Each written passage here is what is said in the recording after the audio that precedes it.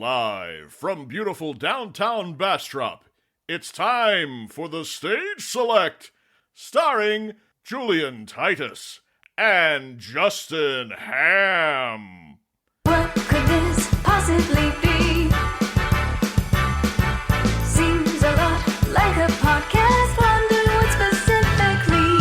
Talking about video games. With your hosts, you're in good hands. Not more of the same. Now we'll jump right in. So expect the unexpected and more. Now we'll get grooving. There ain't always gonna walk through the door. There just might be some treasure in this chest. Having fun with our special guest. Time for Stage Select. With special guest, Mike Fallek. And here are your hosts, Julian Titus and Justin Ham. Welcome, one and all, to the Stage Select. I'm Julian Titus. I'm Justin Ham. Hello. I'm here. Hello. You are here.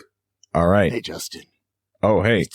It's me, a 2000s white actor, voice actor. Okay. Yeah. Are you here to show a man? Have you ever seen that clip of Chris Sabat making fun of parody videos? Google it. No. It's pretty funny. All right. All right.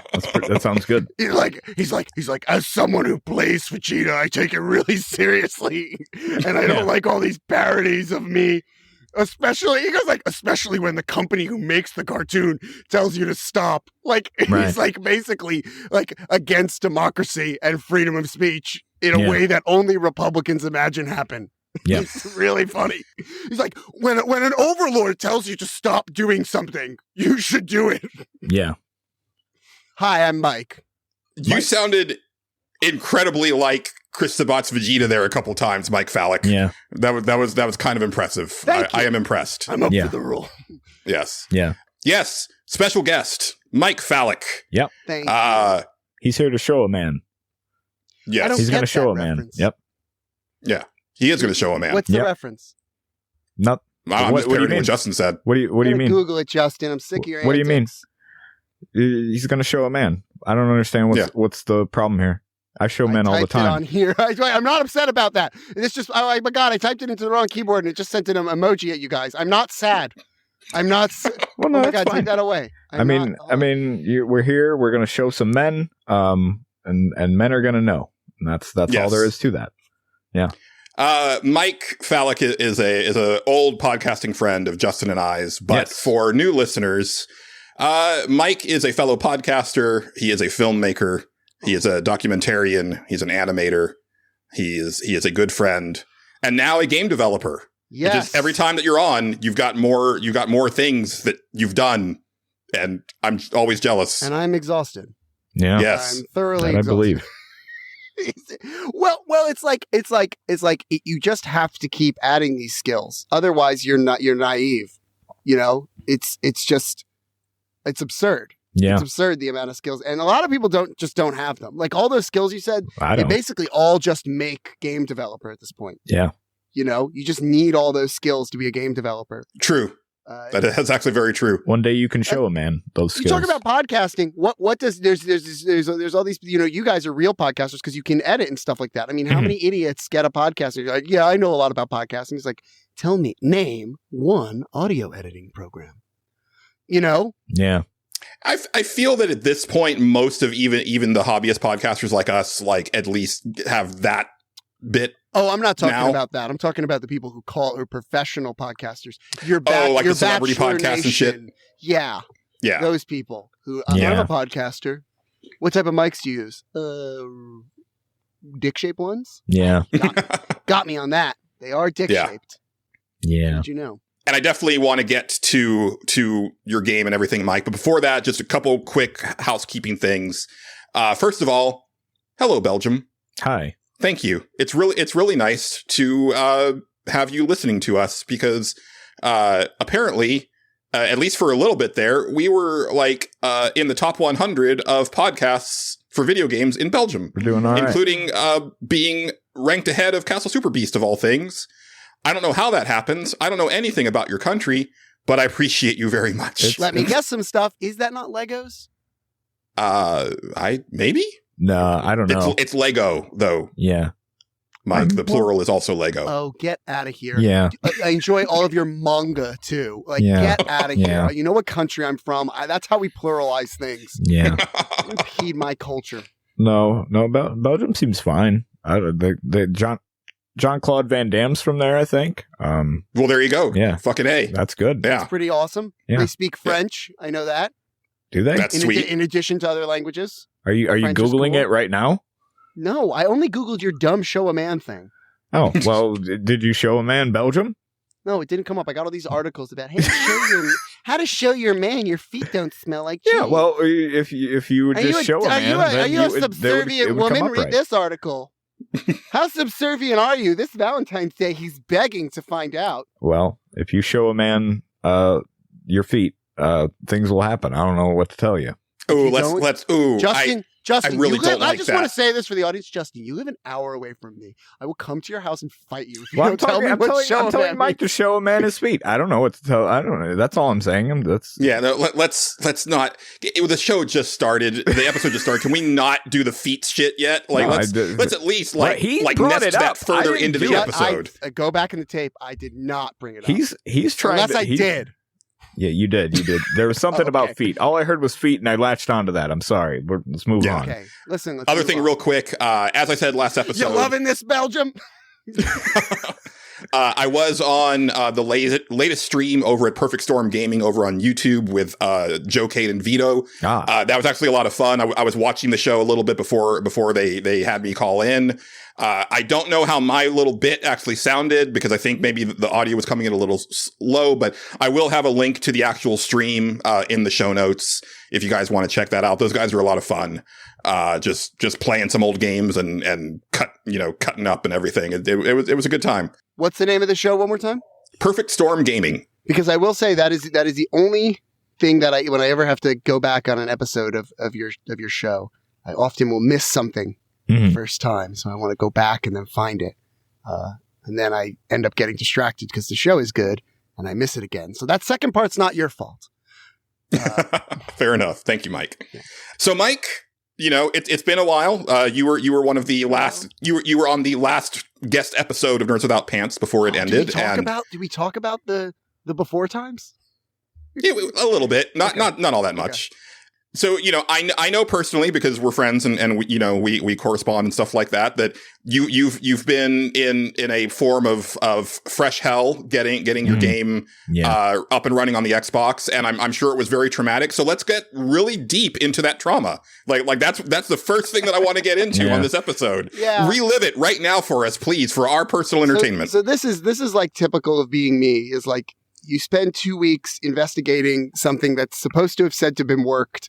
Doesn't work, you don't sleep, and then your solution is to just like learn Unity in a few days. That's how I solve things. And that's the reason that I had all these titles. I started out wanting to be a stand-up comedian, one of the most limited arts around. You literally just have to know how to talk. Yeah, and someone will tell you, you pay me $50, they'll teach you lessons on how to use a mic. It's like Jim Jones used a mic, and he was like high out of his mind on pills. I'm pretty sure I can figure it out. Yeah. It's just an amplification device. And even if I don't, I'm not going to play amphitheaters right away. I'm pretty sure people will just hear me. Well, Mike, you have to know how to make the mic do the thump noise when you hit yourself on the head with it. That's true, and that's why I failed at comedy. See, I didn't fail. So then I moved to stand to what? So that was the most minimal amount of art. They call it oratorship. But then I wanted to do more with filmmaking and turning my stuff into podcasts. And like my whole dream has been like to bring natural podcast humor to like animation and video games. That's my whole thing, is that I just think that like there's a place right now to have natural humor in the world. So many people love just off the cuff things and that feel of humor. And so few at the time is that what we get. It's still sort of relegated to podcasts. I mean, basically. That's a good point, actually. And so Hadn't really thought about it. So I really have this dream of creating off-the-cuff humor, creating funny stuff that feels like it's natural and improv. And I think I succeeded half at that. I mean, Poultrygeist is really funny, but I didn't have enough confidence in the recording method to make things very improvised. But it's there. It's still there. It's not as present as I would like it to be, which is hard when you have a plot-based game. But it's been awesome making this game for Troma, and it's a really, really cool game. I think I've done something stylistically that's just so different. And it just, there is nothing that I have seen that looks like Troma Presents Poultrygeist. Yes, absolutely. And that took stick-to-itiveness too, to get rejected from jobs and to be like, well, you're like a style person. And it's like, well, don't you think if I can do this style, I can do other stuff? But then to kind of like, there's always a temptation to, when you do this stuff, to make your shit look and sound like other people's shit to be taken seriously. You know, you would be surprised at how much people respond to making a documentary and putting bullshit fake, intro credits with a stupid, this studio, even though I don't actually have an incorporated company, presents, that stuff works on people. It does, and because they're dumb, and just like making something new is like my whole mission. And there's a lot of motivation. If you go to like your teacher in film school or art school, they'll tell you how much of other people's style to put in your portfolio. It's a discussion. Just so that people know you can do other people's stuff. I'm sure John Gholson can probably talk to it a lot better than I do. There is a desire. People go, well, put like something kind of original and then put something that looks like, the jobs you want to have. Like put like one or two pieces that like if you want to work at Marvel, like there's a whole discussion to just ape, especially in art, to ape other people. Yeah. And it's so hard to make something new and for people to get it and for people to be like, this is what I want to do. Yeah. And I'm really proud of that. Poultrygeist is so cool looking. And it just looks amazing. How involved was Troma in it? Like, did you have to get like a lot of like approvals for like the vibe you were going for? Or did they kind of let you go like hog wild? So I think I told the story half on the other show. Troma was pitched a few things from me. And then through the help of like really great people that work with Troma more intimately in Texas, like Matt McNew and Little Spark Films, I had pitched them a bunch of stuff and they said no to a lot of it. And it was kind of like done. And we had sort of transformed this idea into a video game and I'd had this story for a while. And then the thought was, can it be a Poultrygeist game? To which the story was already like all there. And then we just took an element of it and made it a slightly bigger part, which was the chickens. It was already chicken. Because a lot of this stuff is based on like things that have happened to me. And some of it that then I was just looking at the landscape and then came true to me in the production of the game. like for example, the idea of the fact that mayors in suburban towns or small cities are technically in charge of lawns. Real fact. Oh. That's their department because the mayors of towns are in charge of the property department in your town. That makes sense. And that is the people, if you ever get a letter about your lawn, that will send you the stuff, that'll do that stuff. Julian, you're an HOA, which we didn't really get to cover. That would have been interesting to because technically they don't even have to go in there. They don't call them. You call your HOA person, Right? Because they're already in charge of it. But like that really, someone tried to call the mayor on me in my new place based on my lawn care, and then I told the mayor I was happy to interview them on air about this issue. Wait, the mayor of where you live, you talked to them. Yeah. Directly about your lawn. About my house. I guess what better do they have to do than you're right. Well, the answer is they have a lot better things to do. And I actually have made friends with the people who do this stuff because they were on my back and they don't like it either. Yeah. They don't like it either. These people call and they bother them. They're crazy. Yeah. Because it is a form of anal retention. It is a form of control that you can't handle. Yeah. And so you call someone and you complain because you're a little baby, because you did an errand and next to me, they didn't do it. I mean, that's the base of it. They're not really upset about the things they're upset about. And they call like babies. And these people are meant to be, they're meant to come and inspect your chimneys. Yeah. And say, your brick chimney is going to fall on you and kill you. Nice. Not to be like, this is 6 inches of grass. They don't care. They don't care. And so it's so funny to have to deal with this stuff. You know, it is this ultimate Karen, which I need a male version of because I don't want to put any more on women. Chris. Daryl. Ooh, these are all good choices. Yeah. But the answer was, Chris is pretty good. Well, I like Walking Dead. I don't want it to be Daryl. Yeah. That's what fair. about Darren? Too close to Daryl. But it's close to Karen too. I think someone said, oh, I see what you're doing. Chet. Yeah. Chet's pretty good. Chet's pretty good. Yeah. Chet Christensen. Had that name in my head for a bit later, but yeah, Chet seems like the type of man who would be really up in your face about the length of your grass. Chet's upset about your tree being on his property, but it's not. Yeah. Oh, well, that's the thing is when you learn about these things, the laws are actually like fascinating. Mm-hmm. They really are. They're really interesting. And it's so funny that one of the things about Americans, if you're in Belgium, hello, we're not doing well. One of the things about Americans is they will learn half of a law and then make that their morals.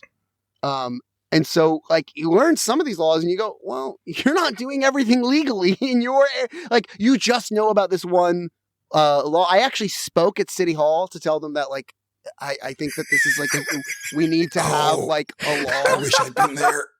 Well, so my first technique. The escalation here. Someone called the mayor on you. Yes. Then this evolves into I called the mayor, I talked to the mayor.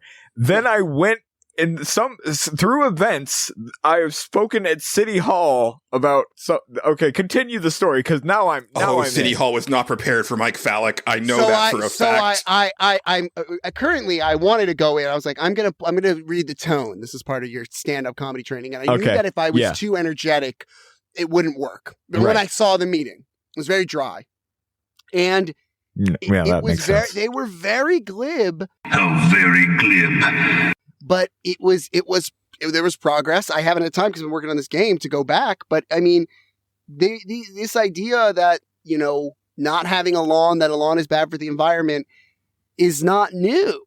And it's what's sad about it in terms of global warming is it's a problem that solves itself because basically electric lawn equipment is very cheap and very efficient, energy efficient.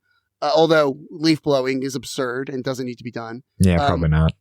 But you know, eventually people will have electric because the gas stuff doesn't work and gas is going up astronomically in price. And it'll just go away. So we're just basically like, it will just go away and we will have already killed the planet by then by not doing this stuff. And so it's a really interesting thing to try and get people to change before that happens, you know, but they are just, it's weird to me. The thing that I talk about endlessly to my significant other is that, you know, you will see people accept trends that are absolutely the ugliest shit in the world and absurd to do and inconvenient to not great effect. People will pay hundreds of dollars to get you to put their Christmas lights professionally up on their house. That makes sense. Yeah. People will spend time and money setting up those horrible inflatable things for Halloween. And yet you tell them, like, maybe replace your lawn with wood chips or gravel. And they're like, I would rather die in a hole of pigeons than do something different. And it's like, you go, these people go, what type of grass do you even have? Yeah. Name 6 plants on your property. Yeah. You know, they don't know anything about this stuff. They just decide it. And, you know, I talked about this the last time on the show. There's racism and anti-Semitism all wrapped up in grass stuff that we get into the game. And so it's a perfect issue for Troma to get into. These things are classist, horrible for the environment, and nonsense. So it was the involvement with Troma was they were pitched on it. They knew the outline of the story. When I met with Lloyd, I had like printouts of a bunch of the characters rendered in game to show them, and that was really like, it was a lot of involvement, but not a ton. Yeah, so it sounds like they weren't really like, oh well, this doesn't meet like our standards, or you need, you know, like it seems like they were kind of not they're kind of letting you do your thing for the most part. Like once they kind of signed off on the actual project as a whole. We did then have to we got a third party to kind of screen the game that wasn't at Troma and wasn't at my company. Right. To sort of verify what we were doing. Mhm. But it's a cool game. The version that is going to be on Steam soon and is on Epic now. I'm calling my version of a visual novel. Okay. In other words, like, I think that there's lots of fundamental things that can be changed about visual novels to make them more fun in a 3D environment. So it's kind of like walking through a comic book. Okay. And then the version on Xbox is a lot more conventional visual novel, but a lot more animation. We don't like, again, I would still call it a AAA visual novel because there's no lines where it's only written. There's every line in the game is voiced fully. That's There's good. no Nice. just written lines. Most scenes are animated, if not full animation, like motion style animation, and so it's a ton of like upgrades from your average visual novel, including like actual branching paths. But it's funny as shit. The cast is ridiculous. Ian Bagg, who's like this, is huge right now on TikTok. He was on whatchamacallit, Last Comic Standing, and I had done some animation for him. We had met because he was doing kind of what I wanted to do in stand-up, and I didn't really have the audience to understand it. He does not really do the same set twice. He goes around the country, he plays at every comedy club imaginable, and the set is all interactive. It's all on the spot. It's all based on what the audience says. And I had done some animation for him, and then we did something else, and then basically we'd done all these projects that didn't kind of pan out. And then I was like, you should be in the game. And I interviewed him for the podcast that we're doing for the game, which has Lloyd in it, Lloyd Kaufman, and interviews with the original cast of Poultrygeist, and an interview with Ian, because Ian was in MXP, both of them, the most extreme primate, which is a part of the Airbud lines. And he has all these amazing stories from it. Okay. Hanging out with a chimp playing hockey. Yeah. Like you do. Yeah, Yeah. I also love that the version that's on Steam and Epic is Mike Fallek's true vision of the game, but the version that I bought on Xbox is just like the basic bitch one. Suck it, console nerds. Yeah. Well, Yeah. No, you're doing it right, Mike. No. You have to. That's what you do, to show right? them. Yeah. That's all right. No, Yeah. that's how it goes. Epic was like, I really wanted to put it on there before Steam because like I thought their exclusives were basically all of my inspirations. So like Alan Wake 2 is exclusive to Epic. That's true. Or was originally. I don't know if they're changing It still is. They paid good money for that. I don't think it's ever going to be on Steam, at least not for a while. Wolf Among Us 2 is like, Wolf Among Us is in my opinion, like the game that made me think like, oh, people are into animation in the world of video games, like just animated films that they can interact with. So like that was sort of a sign to me to be like, people will play this on Epic. I haven't looked at the sales since we did a sale, but we had to stop helping promote because I was in hell trying to fix this launch because it wasn't launching. Yeah. So I have no idea I've literally just been locked in my office for the past 3 weeks on every single forum possible trying to figure this. It's been an insane journey that I'll talk about a different time. Yeah. Yes. Okay.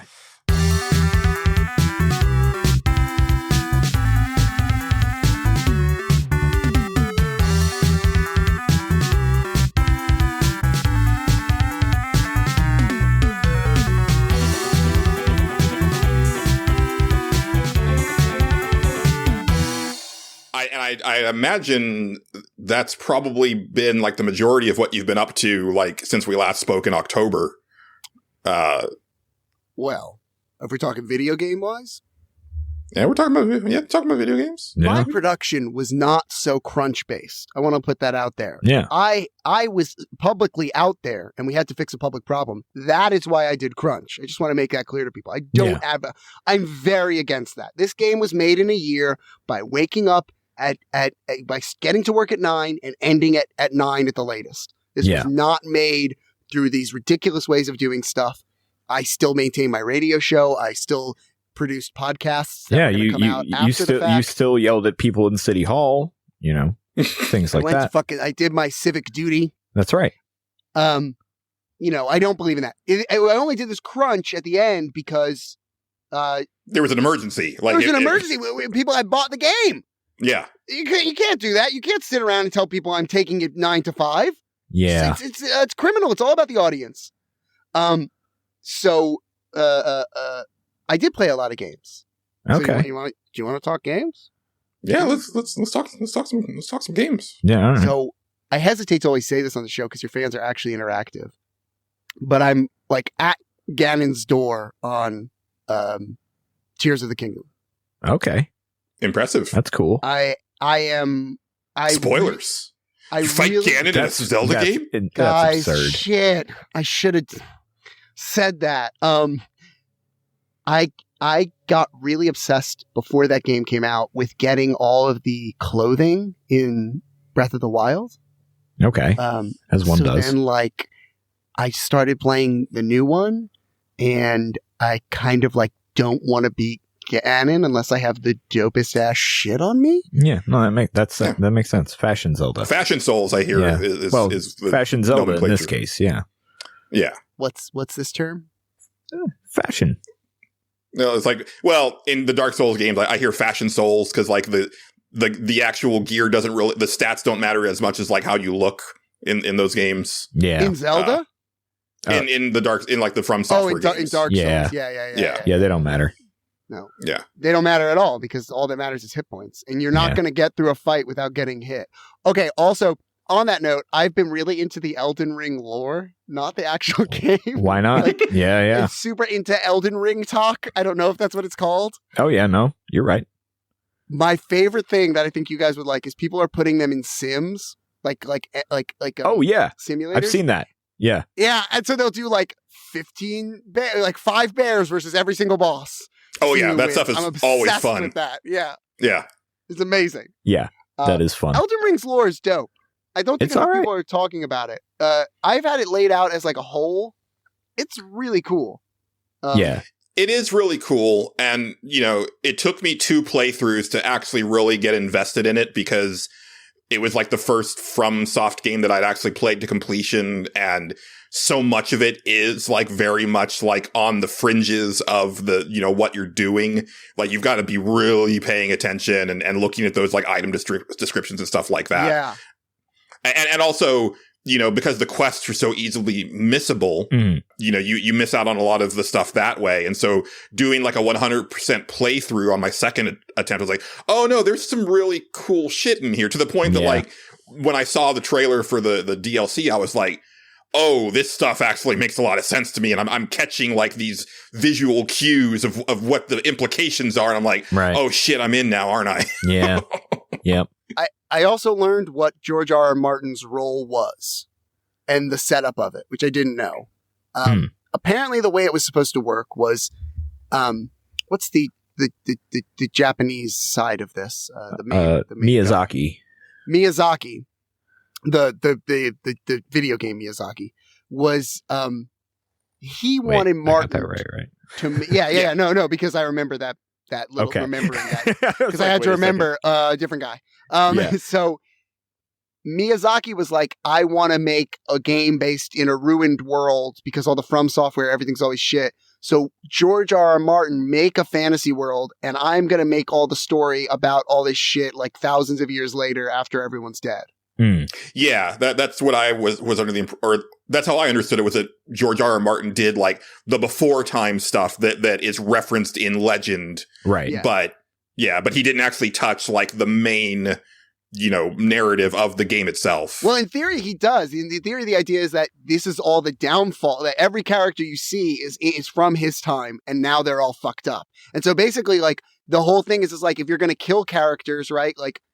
You're going to kill them as in you're killing the character. If they're not dead already, you are seeing the lore that Martin made, because the part of it of destroying it is you. You're the person that destroys that thing eventually. Yeah. So like, Yeah, and I forgot. Yeah, I guess he did make the characters because he's responsible for the fucked up naming conventions where everybody starts with an M. Yeah. or an R. Don't forget the R. R's. Yeah. Yeah. It's pretty cool because that was going to be my next game, and then I was just kind of like, nah, I'm not gonna. If I'm gonna play it, I'm not gonna care about this lore stuff. So I might as well start. Like, there's not going to be any spoilers. I don't really care. It's whatever. It's a fun game. So I didn't care about that. All right, Zelda. I disagree. I know it's from the old show. I don't think you guys have enough hype for the new Zelda. Yeah, I don't care about it. I've got zero hype for the new Zelda. Yeah. I tried. I just don't like those games. I would love to do a whole Zelda episode because I just think those games are I think those two games are incredible. Yeah. No, they're great. They're really good games. Yeah, I just don't care about them. That's basically it. But why? Because if you've ever played anything that's open world, Mike, listen. Okay. I'm glad Amy Grant helped me there. That was really nice of her. Listen, I don't care about them. Do you remember my stance on puzzles? Okay, that's true. But yeah, they make it fairly easy to not. I haven't beaten. I sat in a room for about 2 hours trying to figure out hot air balloon bullshit. Yeah, Mike, I think you severely underestimate how dumb we both are. I hate them. But you don't have to do the puzzles. Yeah, no, you do. You can literally skip. No, you can literally skip them. Mike, they're there. I have to do them. Why?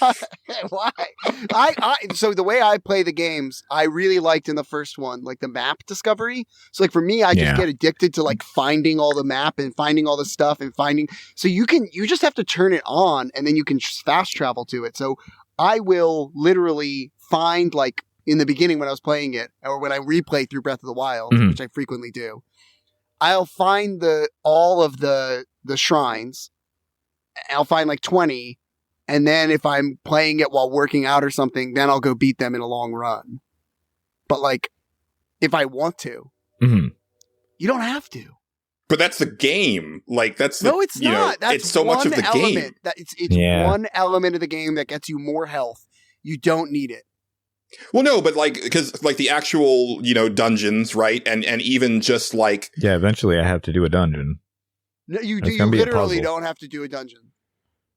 I mean, in Breath of the Wild, you do. Well, I guess you don't. Like, you can skip on to Ganon if you want. Like, if you get enough stuff and everything. Yeah. But no, not to. I mean, well, I guess we haven't actually stated it on this show. Like, my thing. Like, I enjoyed Breath of the Wild. I think that the way the open world is set up, like the sense of exploration is top notch. Love that stuff. I don't like the battle system, I mean, not the battle system. I don't like the mechanics of the combat.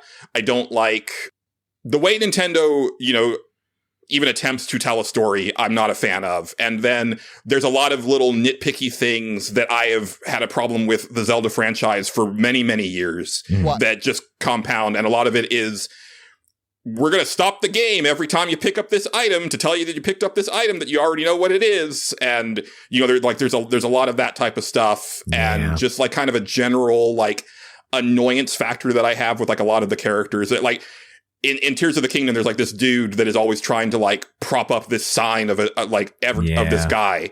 And he, I hate his design. I hate talking to him every time that I see him.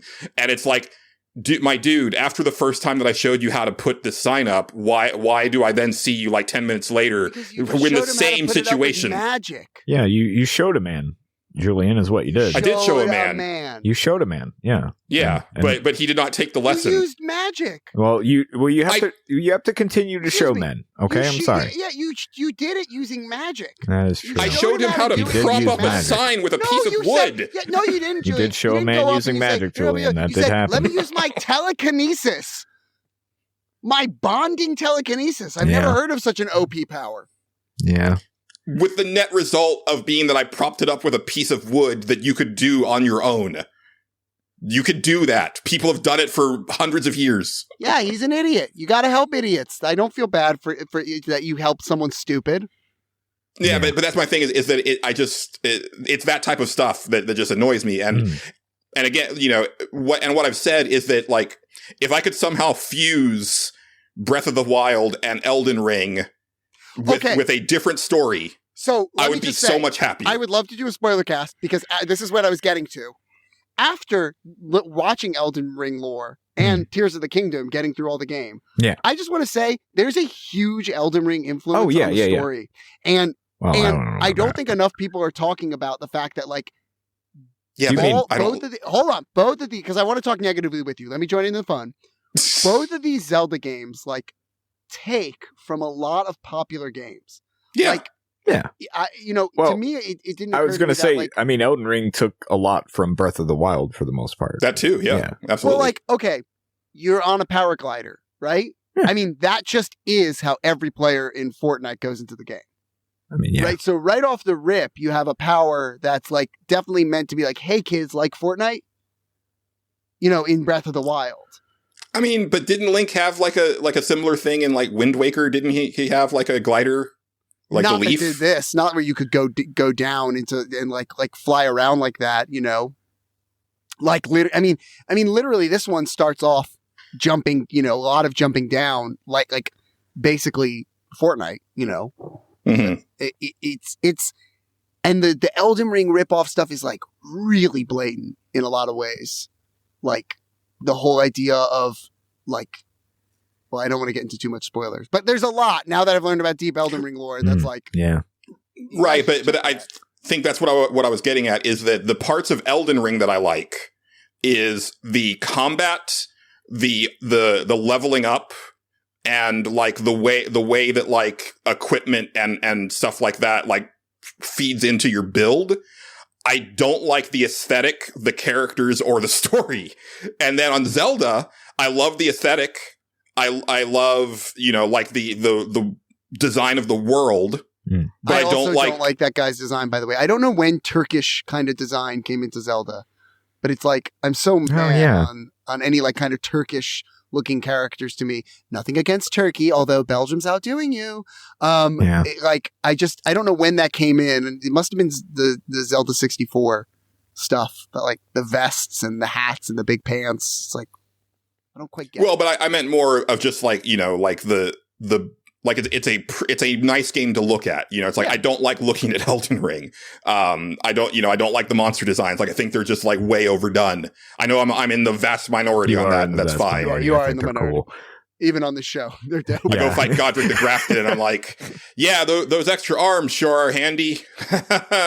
That makes sense. Okay, whatever. He didn't choose to be born shifted or whatever it is. Yeah. No, he did that to himself. Wasn't he born crumpled? What do they call it? Oh, he was I forget what they called those guys. Dishonored 2. What's it called? Oh, the guys that were in the Oh no, I don't think he was. You know what? I can't remember. Yeah, I mean, I think he used to look normal, and then he started grafting to and he got addicted to grafting, and I get that. But then I look at him and I'm like, okay, is this supposed to, like, intimidate me? I just think it's silly. Yeah, you're thinking of the Omens. Yes, he's those not guys. One of those? No, I don't think he is. No, he's not an Omen. No. Oh, okay. Well, either way, grafting does seem fun, and they are dope. I think so too. I think they're cool. Yeah, I think you're wrong. But I also have a lot to say about the style in Zelda. They did a very cool thing that I don't know if people talked about. So when you do cell shading, you still have properties over your, like, materials. You still have control over that stuff. And they did a very cool trick, which is that if you don't want everything to be cell shaded, you then select how you shade things thing by thing. And a lot of characters are actually not cell shaded. They have a feature in the world of 3D design, which is called, like, their metallic level.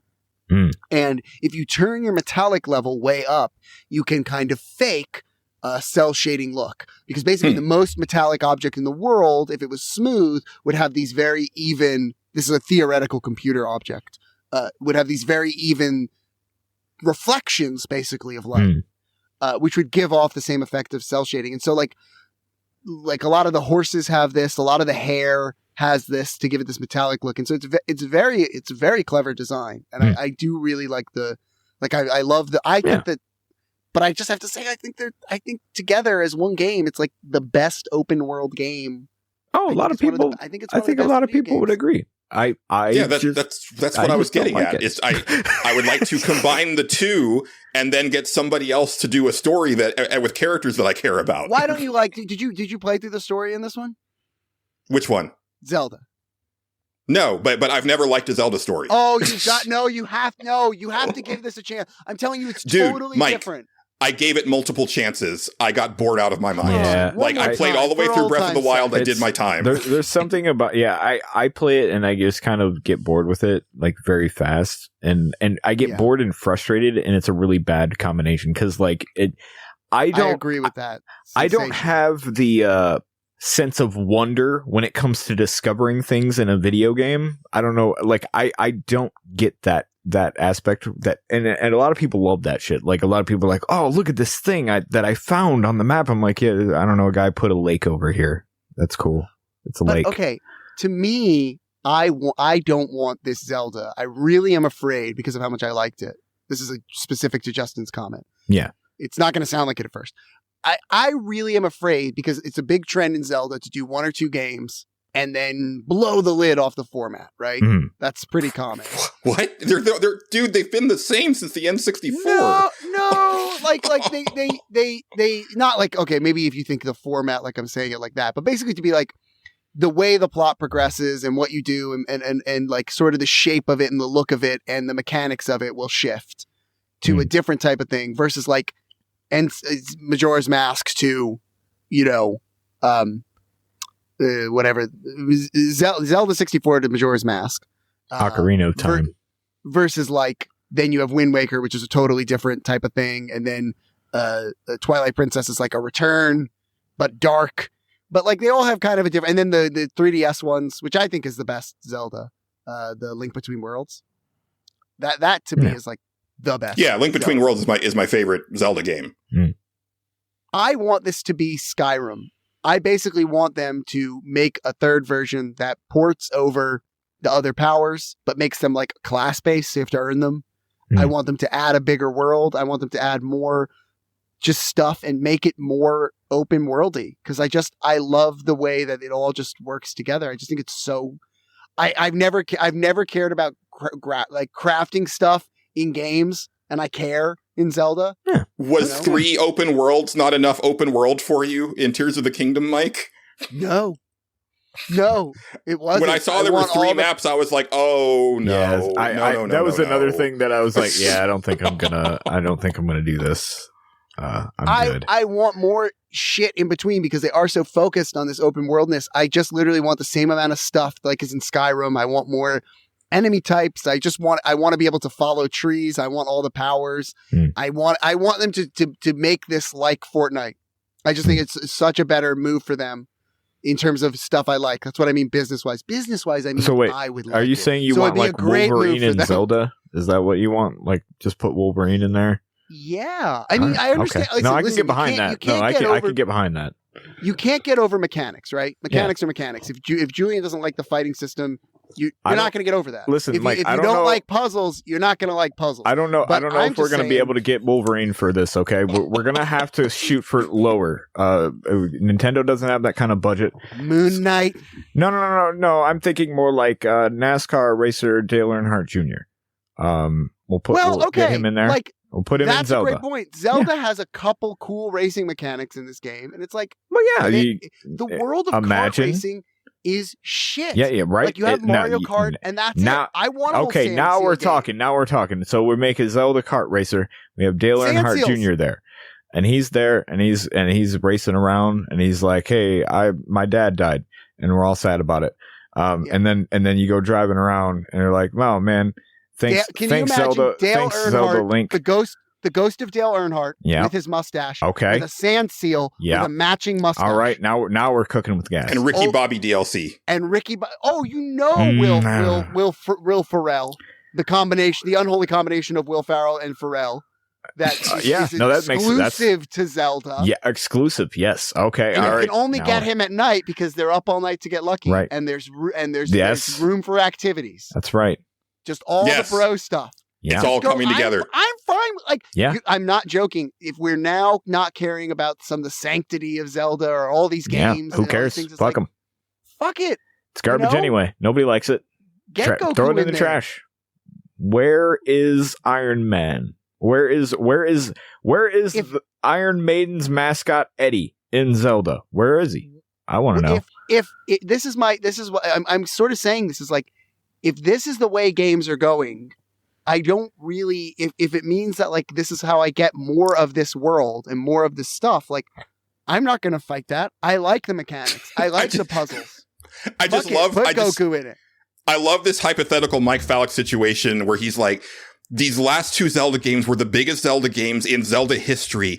I really think that people aren't like paying them a close enough attention, and I'm fear that Nintendo isn't going to try this again. Yeah. They are 100% going to do this again. They sold a lot of copies, Mike. You They think sold that- a lot of That copies has of never Zelda, stopped man. them in the past from just doing a total 180. You have the Super Smash Bros. Nobody likes, the Mario Kart Double Dash. That has never stopped them from changing formats completely.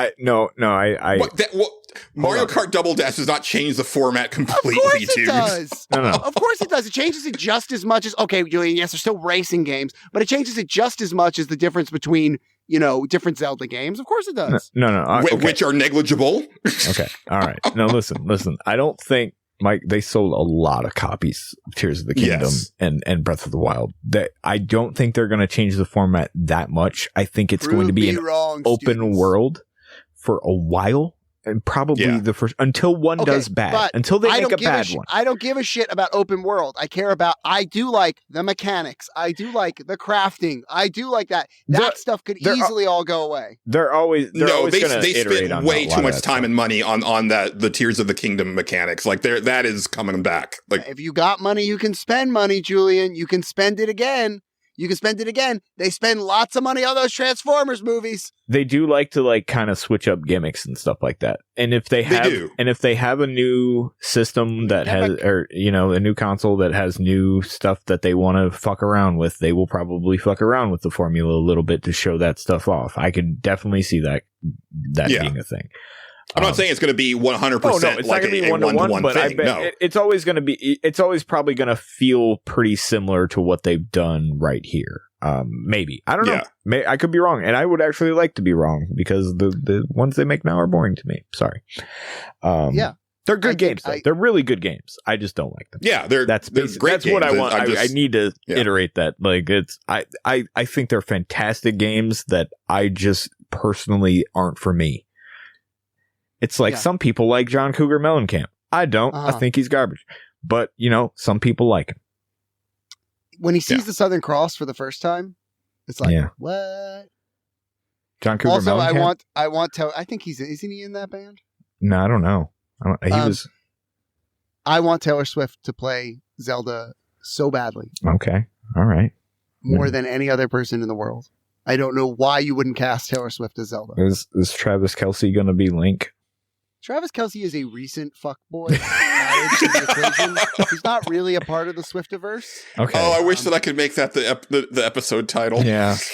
Go ahead. No one's watching Apple Podcasts. You can make a podcast called "Fuck My Dog in the Feet," and they'll let you because no one can. Maybe it publishes every week. Yeah. I don't want to risk it. We're a brand new show.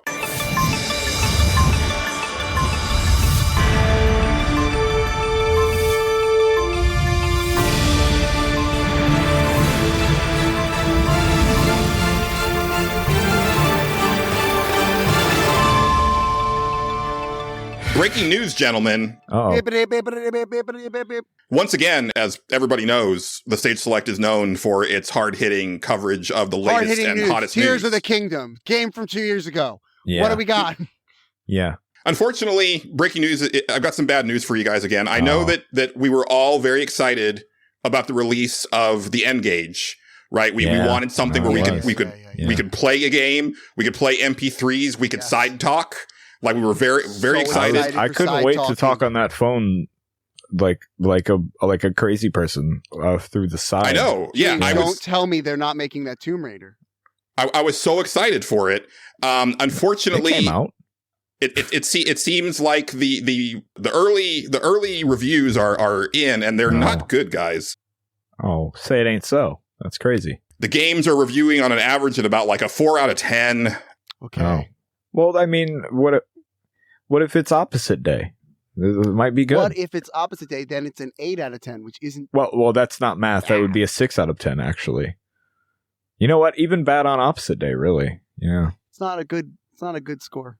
No. It's any way you slice it, it's not a good score. Yeah. You know, also $300 is a really hard pill to swallow when the GameCube is coming out for like $200. Yes, Just a really big ask. Well, what am I but going to do with my I sidekick as well? I can't make a phone call on my GameCube, though, Julian. That is true. Yeah. Not without squinting. Well, Not without squinting. not without Yeah. squinting. And that's been breaking news, folks. Thank you for your time. Well, Mm. yeah. That's pretty annoying to me. Yeah. I just have to stick to my links. Just gonna have to stick to my links. You could do some good side talking on a Lynx, I You think. probably could. You probably could. Yeah. Justin, What? before we move, or did you have something that you wanted? I mean, I could. I guess I could if you want me to have something. I could. We could have no, something. I actually had a Okay. request before we All move right. on to like the next like topic. Okay. Can we go to space? I need to Oh, yeah. unburden myself. Yeah.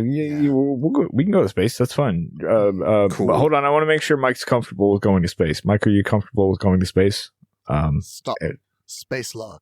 Okay. All right. March 4. Gonna take that as a yes. Yep. All right. Here we go, Mike. Shut up. I'm doing a captain log. No. We got to go to space, Mike. I'm sorry. We can't. Yeah. We can't Can't do the captain's log till we get to space. Yeah. We have to get there Not a first. I'm not a captain. It's space log. Okay. Here we go. Just a guy. I'm just a guy in space. Well, here we go. Well, not yet.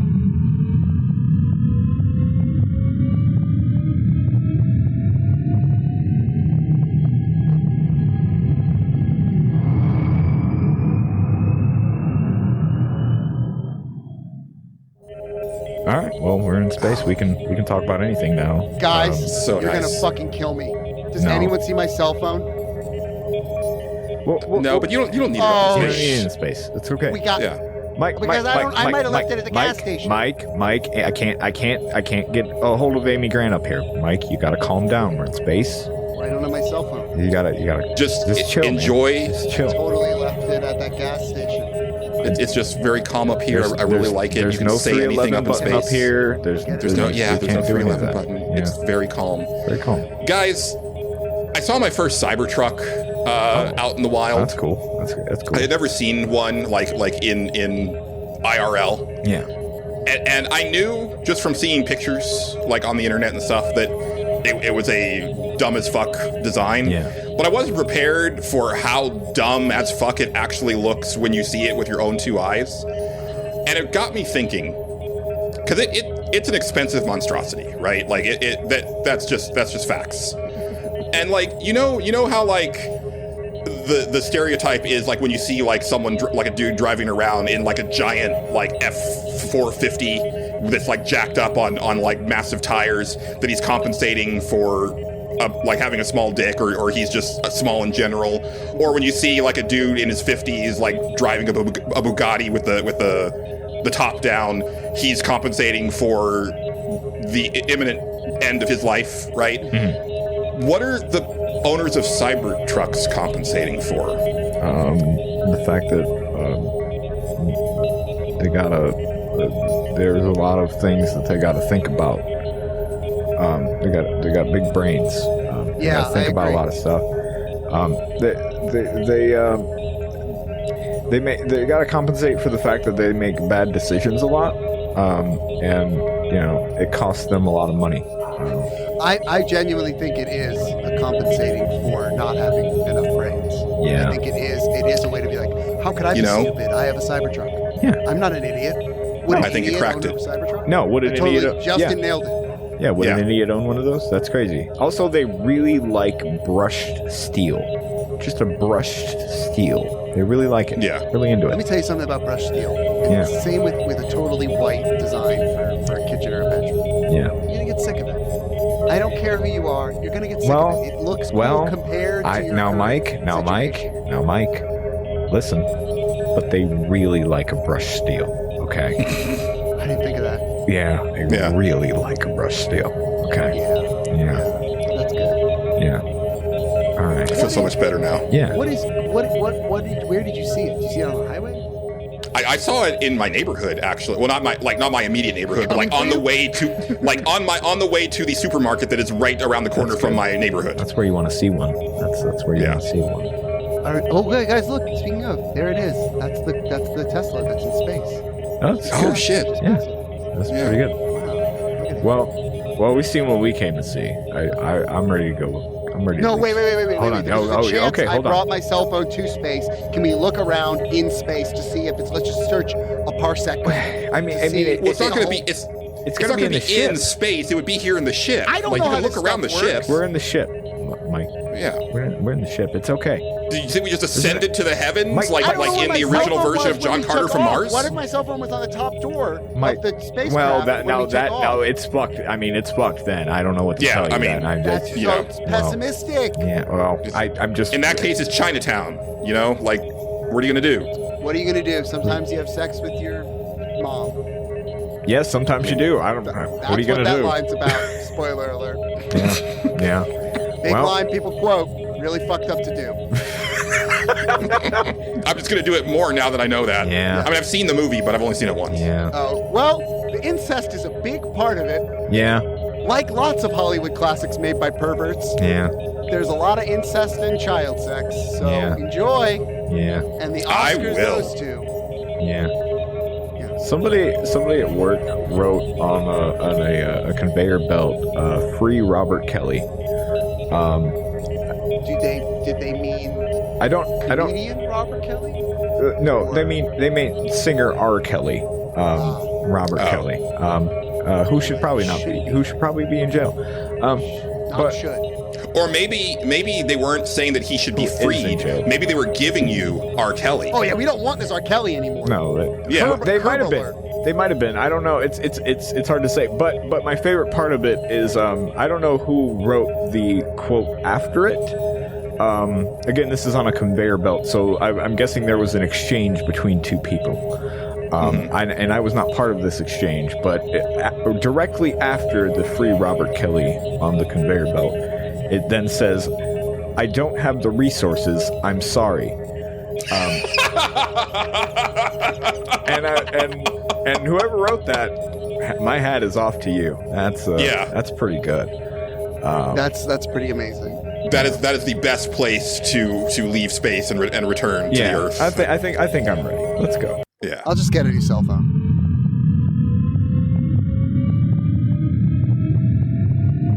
Look, there it is. There it is. Fuck, there it is. I told you. Well, we can't go back for it now. It's whatever. It's fine. I have Apple Care. Well, there you go. Yeah. Yeah.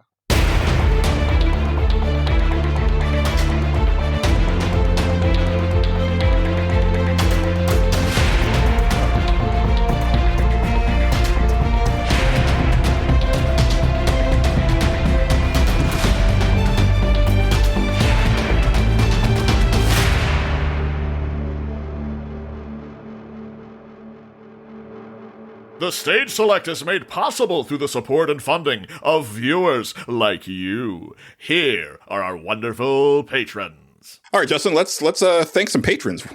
I don't want to do it. Oh, well, you're contractually obligated to do it. Well, if that's what it is, then sure. Yeah, okay. Okay. Yes, we would like to thank our executive producer tier of patrons this week. We have Bookie. Can I interrupt or no? I'm asking. I just realized I don't know what I'm supposed to do here. You go ahead. Okay, Like, so have you ever seen the movie? Have you ever seen the movie Tora Tora Tora? no. Okay, well, it's about Pearl Harbor. Okay, I have learned that Okay. Japanese fleet commanders, Okay. when they count stuff, there's a certain way you're supposed to count, and we actually do it in our house. So, like, this is real. This is totally real. You like, so, like, in order to remember, so, like, if you're counting shit, you're like, the person with you will be like like, if you're like, okay, how many ships are there out there? It's like 1, or if you're counting like leagues, so you'll go like 1, and then the person with you will go 1. And so in our house, like if we're doing baking or something, so you don't lose track, we'll do that. Someone will go, you know, teaspoons or whatever, like 1/2. Can I do that after every name you read? Like you're a Japanese fleet ship commander? Knock yourself out, Mike Yeah, Fallek. I'm really excited. Say Bookie again. We have Bookie. Bookie! We have Casey Curran. Curran! We have David Portnov. Portna! We have X-Rian. X-Ray! That's a hard one. We have Philip Becker. Philippa Becker! We have Stephen Lobo. Stephen Lobo! We have Xavier Krager. Xavier Krager! We have Matt, insert clever name here, Jorgensen. That's not it. No, that is it. That is it. Sure. Yes. Thank you to Matt Jorgensen, our new patron at the executive producer tier. Nice. We appreciate all of you. Thank you very much for donating to our cause. Justin? Yeah. What have you been up to, sir? No, I'm playing a lot of Unicorn Overlord. That's what I've been playing. Tell me about that Unicorn Overlord. I can talk a little bit about it because I played the demo. Okay. Hey guys, fuck you two for this idea that I'm sitting here being like Zelda's a good game, and I'm going to listen to a conversation about Unicorn Overlord. Fuck y'all. I'm glad I'm on the show. Fuck you two. Great. Tell me about a Unicorn Overlord. I'm sorry, I wasted all our fucking time with Zelda. No, it's fine. You knew what this was. Zelda's a good game. I booted it up the Saturday after we recorded the last podcast because I was just like, I didn't want to play the thing I was playing. I was just kind of like, I don't know, I'm bored with it. I want to try something different. And I was like, I probably am going to only play this for a couple hours and then go back to what I was doing. And then I started playing Unicorn Overlord. I was like, oh, I'm very into this. And I don't want to stop playing it. And I have now, since the last time we recorded, put about 50 or 60 hours into Unicorn Overlord. There's my Time Lord. Yeah. He hasn't shown his face on the stage select yet. Yeah. I'm about I want to say like at least 2/3, 3/4 of the way through it. It's a long game, I think. Which I think they all are now. Really? Yeah, which I wonder if that will be like a big detriment to you, Julian, because like it is pretty long, but like I don't know how to explain it.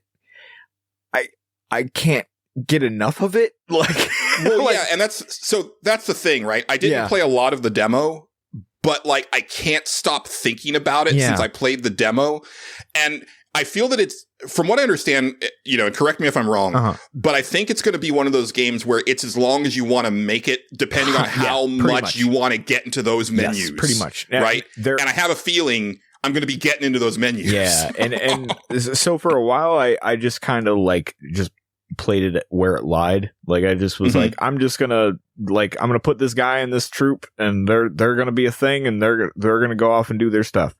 And I just did that. And I did that for a long time just to see like how far I could get before I started having to get into the nitty gritty. Eventually you do.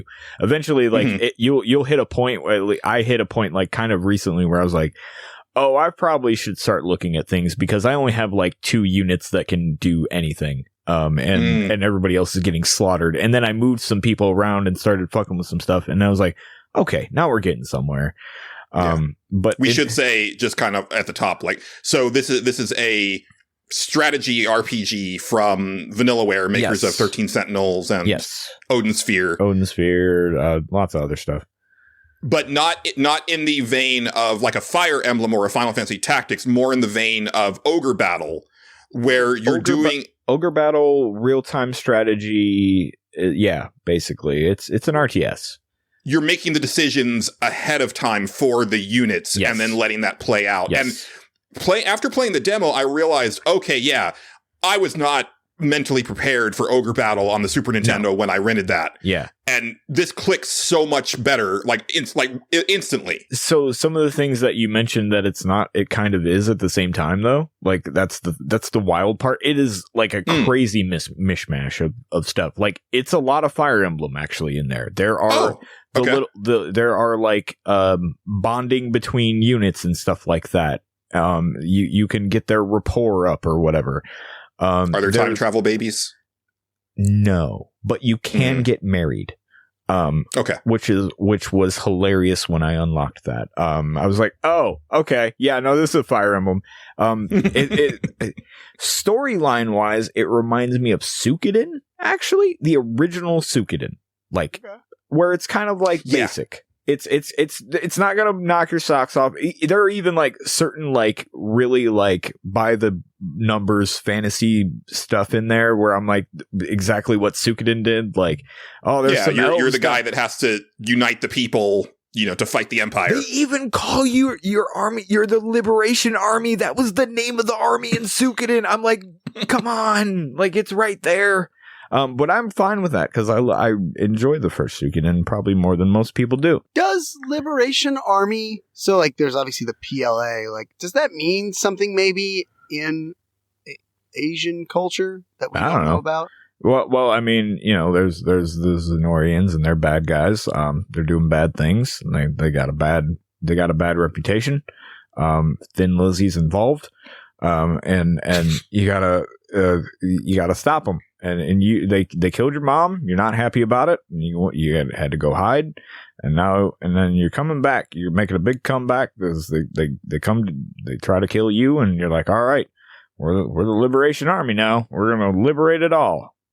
Yeah, because I feel like it might just be like a more flourishy way of saying the rebellion, right? Like, yeah, pretty much. That's what I'm trying to look up to see if there's some maybe implication in the other language. Anciently, that maybe somebody reused that in the PLA to evoke something from a past time. Yeah, it's possible. Which doesn't really make sense for the PLA to do, but I'm looking it up. Don't worry. People come to this podcast for in-depth Chinese history. That's right. You won't be disappointed. And breaking news, Engage, and I am still waiting on that. What was that weird Nokia watch that they made with games on it? Oh, I don't know. Oh, I never heard of that. But anyway. Oh, there you go. Yeah, because it's in the future. But yeah, Unicorn Overlord is pretty good. It has consumed my life. I just keep playing it. And like, there are definitely things I don't like about it. Like the RTS thing, when I first started it was kind of like, oh, I'm not sure I really like am vibing with that whole thing because I'm not a big RTS guy. Yeah. This is nice though because you can pause, which I appreciate. Yeah, you can, and it's pretty easy to pause. I thought because it's not a PC game, which is kind of crazy to me. Like you cannot play it on a PC that I know of. It's only on console, and I was like, oh, this is kind of a weird choice to put your thing that would be pretty easy to control with a mouse on just consoles, but bold of you to do that. Apparently that's just Vanillaware's thing. I think they haven't released any of their games on PC as far as I know. Yeah, you might be right. I would have to look that up, but you probably are right. But for it being a console RTS, like you slowly get pretty used to it. There are certain like aspects of the RTS that I'm not like super huge on. Like if you go to attack somebody, they will just keep attacking them. And I know that sounds like, well, yeah, it's hard to explain. They run into the guy, a battle ensues, and that's when it goes into like, these units must fight each other. One must prevail. But you don't always kill the other unit. You just win the fight, and you have stamina and stuff. You'll like kind of get your ass half kicked, and then your guy will just keep going toward that guy. And you're like, no, stop. Like but you forget. It's crazy. I hate it when my ass gets half kicked. Yeah, it just feels weird. It is a weird feeling. But there's a lot of little things that here and there. So, but are you saying that you can like more point and click real time games? Like you can kind of be like No, wait, come back. Like, are you saying that you can? Yeah, you can stop them. Yeah. But like sometimes like my But left brain to their doesn't- own devices, Yeah, they'll so- just keep butting heads. they'll keep butting heads. Like if you like, oh, set this guy over here and kind of forget about it, and then you're trying to do something else. Like if you're trying to do something else on the other side of the battlefield while that fight's happening, you just kind of forget that guy's going to keep running into them, and then you're like, oh well, I guess they're fucked now, and I only have like 3 guys left over there. And So is that's what you're saying earlier when you were talking? You're saying like basically you can just like start the battle and like shit will happen. yeah, for the most part, I mean, guys will come at Kinda you. Awesome. Yeah. The battles are really fast and snappy, which I do like. Like that. Yeah. And that's the important distinction, Mike, is that when the battles initiate, it looks like a Fire Emblem battle where you have like the units on either side, but you are not giving them any commands at that point. Your characters are running off of a hierarchy like system that you set up beforehand. Yes. And it's like an if this then that type of situation. Yes. Yeah, it's almost like Final Fantasy XII gambits. You're like Very setting much up so. shit like You're that. basically building your own enemy AI. Yes. Yeah, you're kind of coding That's them to. cool. Yeah, it's really Yeah. cool. Yeah, it's really cool. And you can go 'Cause as in depth as you want with that. Like it's I have it's bounced awesome. off of like 4 RTS games in Yeah. the past like year, and it's just like been very upsetting Yeah. to want to play them and just be like, this sucks. The worst part of a lot of RTS games is like the fights are usually they build those out to be like, you're gonna be here for like an hour doing this shit until you finally beat the level, and then you realize that you fucked everything up and lost and you just wasted like an hour. This one is like, nah, it's like maybe 5 minutes or whatever. Like, no, just send your dudes out. These guys are going to fight. Okay, good job. You set it up good. And now go kill the boss. You did it. Good job. Excellent. Everybody's happy. But you probably spent an hour before that battle setting them up. Yeah. Oh, yeah. I mean, you can. But also you don't. I haven't had to do a whole lot of that. There's definitely some stuff that like I could probably just make some busted ass shit if I really sat there and wanted to do it. But like sometimes I'm like, I'm lazy. These guys are doing fine. Berengari is just killing things. I don't need to set this up. She's fine. I like that because I've bounced off of RTSs simply because like it actually quite the opposite problem of like playing for an hour. Like I have a hard time getting them going. Yeah. Like, I really don't feel like my characters, like, I don't ever get into flow where I'm like, and go do this, go do it. Yeah. Like, go. Like, fucking go. No. So this sounds like a little bit more, it's very, very snappy. I'll feel like I'm playing a game even if I fuck it up. Yeah. I mean, you click on one of your guys, you click on the guy you want them to fight. It'll show you how that fight will go. And like it'll be like, if you fight this person, you will demolish them and they will not touch you. And like you just go and do it. You can watch it play out and see if your AI is working the way it's supposed to and all that stuff. It's really good. After a while, you're like, yeah, I've seen this 1,000 times. Just press start and skip it. So it's even faster after a while. It's you maybe. I got to see it all every time. Yeah, I mean, do your thing, live your truth, man. Who am I? But yeah, I liked it a lot. I'm liking it a lot. It's quite good. Like I said, the story's kind of, what it is. The characters are sometimes fun. I have enjoyed once the marriage aspect came into play because it was really funny. Like immediately when they introduce it, it's just like this one elf girl is just like suddenly getting real close to your character, and he's like, "Yo, what the fuck?" it's wild.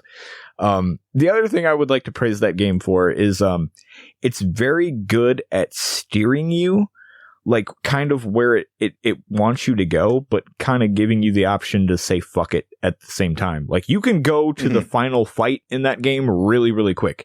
It's a level 40 fight and you will die immediately if you do it, but it's there. You can do it. Yeah.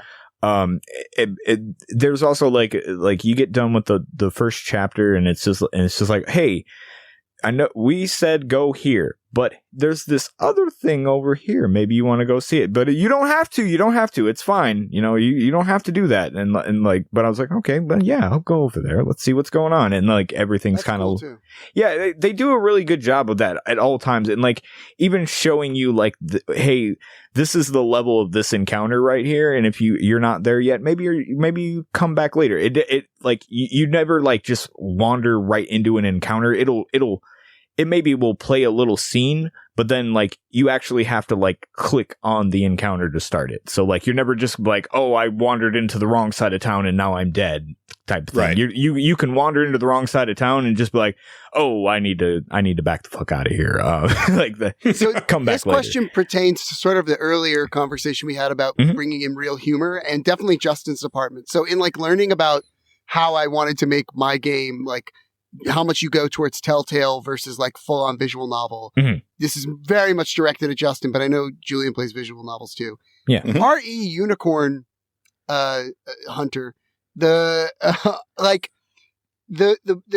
am also frustrated by the idea. Like, I like the idea of you can go different places, because I've sort of been frustrated by the idea that like, if a mechanic is rigid and like space controlled, it seems like if Final Fantasy wants to do a more open world, that comes from the idea of opening up like the mechanic of actual like world moving around. Like the 3D Final Fantasies are more, that's not really true all the time, but they're generally more explorative than the 2D ones. It's actually, I know that's not, because a few of them are few of the 3D ones are like, there's a few of the 3D ones that I find to almost be like 13 got criticized for being 13 like was very much a hallway. I mean, let's be fair, like all the Final Fantasy games are very linear. But in the older games, you had a map that you could kind of explore at your leisure for the most part. Yeah. Where once you got to like Final Fantasy X, they had to really scale that back, especially in that game, because it was like the first 3D one, and then you get to Final Fantasy XII a few years later, and that's a lot more open. And in fact, like the map that you're wandering around in on Unicorn Overlord is very akin to like the older like SNES like Final Fantasy maps. Like it's kind of that style where it's kind of like from the top down, and you're just a little guy wandering around, but there's a lot of stuff to find like out in it, which is kind of wild. But it's true.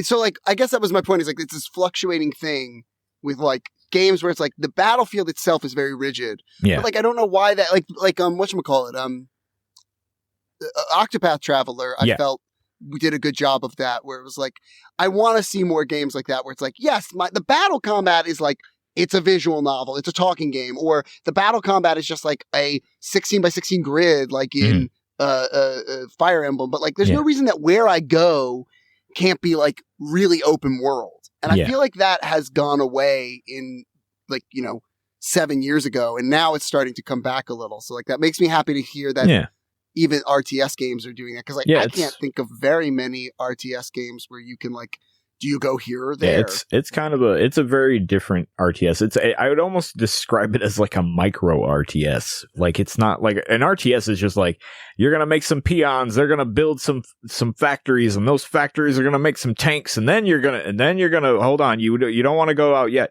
You got to build more soldiers because they got to get there, and then you got to build boats because you got to get across this lake, and then you're going to get across the lake, and then you're going to get everybody's going to die because you know what you forgot? You forgot a ballista. So you got to go back to the factory. You got to build a ballista, and then wait, you sunk all your boats. You got to make some more boats. Again. Ballista. What about the boat? Well, you sunk all your boats, so you're gonna have to make another boat, and then you're gonna have to make some more boats to protect those boats, because that was your problem the first time, because you didn't realize that they had attack boats. Ballista. Oh yeah. Well, you put the ballista on the boat. Yeah. It also reminds me a lot, and maybe I'm the only one who played this, but it reminds me a lot of Dragon Force on the Sega Saturn. Okay. Wait, hold on. Let me look this up. As far as like overall, you're the only like one who played that. Yeah, overall design. Sorry. So yeah, I'm stoked to play more. I already bought it, and I almost fired it up yesterday. Yeah, I really haven't had much time to play. No, much I get of it. anything. Like I said, I'm about 60 hours in. I think maybe 50 or 60. I can't remember. I forgot to look. It's been a busy day for me. I But want to say I actually did know about this game, and I was excited to play it. And I really thought this was going to be a different thing with Unicorn Overlord. So that joke was still funny. yes. You can look that up in your indexes that it was still a funny joke. Okay. But however, I actually am excited about this game. I forgot it was called that. Yeah. So I am a big fan of these types of games, like Fire Emblem type games. Like I said, I'm about 50 or 60 hours into it. I'm still very, very into it. And like they keep, like even that far into the game, like they keep adding new stuff, but it's never like overwhelmingly new. It's not like we just added this whole new combat system. It's like, no, here's a new little troop type and this is what they do. And I'm like, ooh, how can I fit this into some things? And I'm like, you're just sitting there like plotting like, ooh, where do they fit? Ooh, if I put them with them, what would that? Ooh, that's cool. And it's stuff like that. And I get so hooked on shit like that. So yeah, it's putting a lot of buttons in Justin's brain. It's pretty good. I like it. Can I scale of 1 to 10? Question? Yeah, okay, so go ahead. Scale 1 to 10. Yeah, scale 1 to 10, Justin. How hungry do you get while playing Unicorn Overlord? How's the food situation? Oh, it's okay. You got to go to taverns to do that, and you have some food. All your buddies they eat the food and make little comments, and then then they'll want to marry you. Okay, I'm glad that this question was in line with my seriousness of the question. Yeah. What is their policy on unicorns? Do they portray them to be fantastical animals? No. The unicorn. I'll spoil it a little. It's not really a spoiler. Unicorn is Jesus. Okay. Yeah. This is my annoying. You get to be the overlord of Jesus? No. There was an ancient unicorn, and he was a good guy. Apparently, he was the unicorn overlord. Yeah. Oh, I want to tell Jesus. Like I want to give him marching orders. Well, I haven't I want a unicorn to give Jesus marching orders. Yeah, I haven't gotten that far yet. The final mission is called Unicorn Overlord, so maybe when I get there, I'll know what's going on. So I have to be this annoying person who hates people. And who hates people knowing things about animals, so I have to be this actually person. Okay. I have a big beef with the current view of unicorns because is that they're not Jesus? Well, I have a problem with a lot of things that aren't Jesus. Yeah, I mean, who doesn't? Yeah. Like my pencil sharpener. Yeah. Try being Jesus. Like get your life together. Yeah. Don't have that victim mentality. That's right. Whatever gross shit people say to people. No, unicorns were not, when they were invented, were thought of as real animals. They were not thought of as mystical. That is a recent addition. So there does not exist some people who thought unicorns were magical. They were weird goats with horns. Yeah. With one horn. Wow. Horn. So just throwing that out there. Wow. There is not an ancient world where people thought unicorns were real and magical. They thought, I bet there's fucked up goats with one horn. Well, now they're Jesus. So, Well, but there's nothing precluding a unicorn from separately, or a goat, or a lamb. From being Jesus? Como Jesus. Yeah. Like, como Jesus, excuse me. That could be, a unicorn, and have powers. Yeah.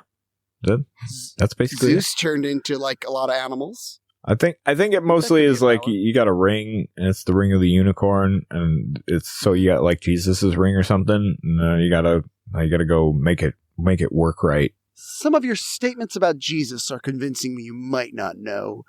Did Jesus have a lot of rings? Yeah, and why not? Why wouldn't he? He was like the Mandarin. Yeah, like he had like one on every finger. Yeah. and they could fire like beams of energy. There was a whole power gauntlet thing. I don't know what Bible you read. Yeah. I read the he was ripped as fuck too. Yeah. Like just swole as hell. I read the Rick James one, whatever one is in hotels. Okay. That's good. That's a good James. one. That's good. I like it. Rick James Bible. Been watching a lot of profiles on weird fundamental Instagram stars. Okay. Why would you do that? To kind of get me because I like that kind of stuff. But to kind of also make me angry throughout the day. You just watch things because you like to become angry at things. Absolutely. All right, I like this. That's good. I don't know how else to live. Of course. That's how they get you, Mike. Like you're in the algorithm. I love it. Gotcha. That's good. I enjoy this. I mean, listen. You don't get through the day. You don't get work done by feeding yourself happy content all the time. That's true. You gotta know when to hold them and fold them. Yeah. Yeah. You have to Kenny Rogers it every now and then. That's true. I used to tell people this about that song. Yeah. Kenny Rogers invents the word Game Boy? When? He says, you got to learn to play the game. Play the Game Boy. Yeah. You got to learn to play the game. Yeah. I'm going over the lyrics. That's literally how like our production company is named. He didn't name it. There's a comma. No. They don't have comma in Japanese, so that's why they got it. Justin, we're gonna give it to that because Billy Joel said Space Monkey Mafia. And now we are Space Monkey Mafia Productions presenting the stage select. Julian, have you and I never talked about our love of Billy Joel? Do you love Billy Joel or not love Billy Joel? Or am I getting embarrassed?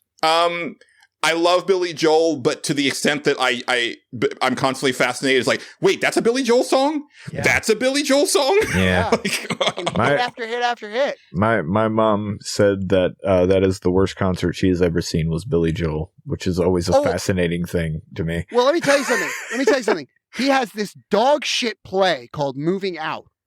Oh yeah, it's the worst fucking idea I've ever because many of Billy Joel's songs. So many of Billy Joel's songs are like about like living a life that's crazy and like, you know, these out of control partiers and people that are a little bit too edgy for their time, but not really edgy. And so it's like, you would think you'd make a play that's like, I bet some young kid is growing up and trying to fall in love and do everything. It is just a play where sometimes not Billy Joel, even in New York, plays Billy Joel songs and ballerinas dance on stage to the songs. Yeah. Vaguely themed after what the song is about. Yeah, it's the dumbest fucking shit. Mike, I just don't think you know what art is. Okay, I mean that's I think the problem. No. I would not want to claim it. I would not want to claim to know what it was. I mean, you know, no. Yeah, I've never heard of it. I know. I really only like content. Yeah, no, that's true. I try to go to the Metropolitan Museum of Content whenever I'm near New York City. Yeah. The Natural History Museum. Yeah. God damn, I hate that word so much. Why? You don't love? I love seeing all the content, I love content. That dinosaurs made. Content's good. It's good. Yeah. You don't like that? Van Gogh made such good content. He Julian. did. He was good. He was good. Even like good at I the went content. to in my town. There's a modern content museum, and like they have like Pablo Picasso and Warhol. Guys, we need to stop this. Yeah, I've never felt more inclined to torture you more, Julian. No, please. I mean, Rage Against the Machine got inducted for all their content. Look, there's a lot of content in that. I'm really into like punk rock content. Yeah. Oh, me too. Me too. That stuff is like where my heart is at. Justin, here. I'm begging you, hit the Amy Grant button. Okay, all right. Thank you. You're welcome. I'm really glad I made that button today. That's a good button. I like it. It had an effect that I didn't even intend it to have. I don't even remember what the intended effect was. So. Well, we had talked about the Amy Grant button last episode, but I didn't envision that was going to be what the button was going to entail. And then when it was like perfect for Mike being on the episode because I knew it would come into play. Well, she only had like the one song. Can we use it to like to do like a channel changer? So like, let me bring up a subject and then just stop it with Amy Grant. Oh, okay, hold on. No. They're bring up bring up more stuff about content. But specific. Okay, I got to cue this bit up. No, you know what? Never mind. Do whatever you want to do. You know what? Let's move on to this bit. I got a bit. You guys want a bit? Okay. All right, here we go. I would love to urinate. I know you two have had your bladders and times replaced with quarks, so you don't actually take in liquids or put them out of you. I need to like pee. We'll take a break. We'll take a break and we'll come back. Are quasars and we'll come back it to a different fucking planet. And we'll come back. I have to pee. See, what's great about this show, Mike, is that we can have a word from our sponsors, and then we'll be waiting for you when you get back. That's right. And now, a word from our sponsors.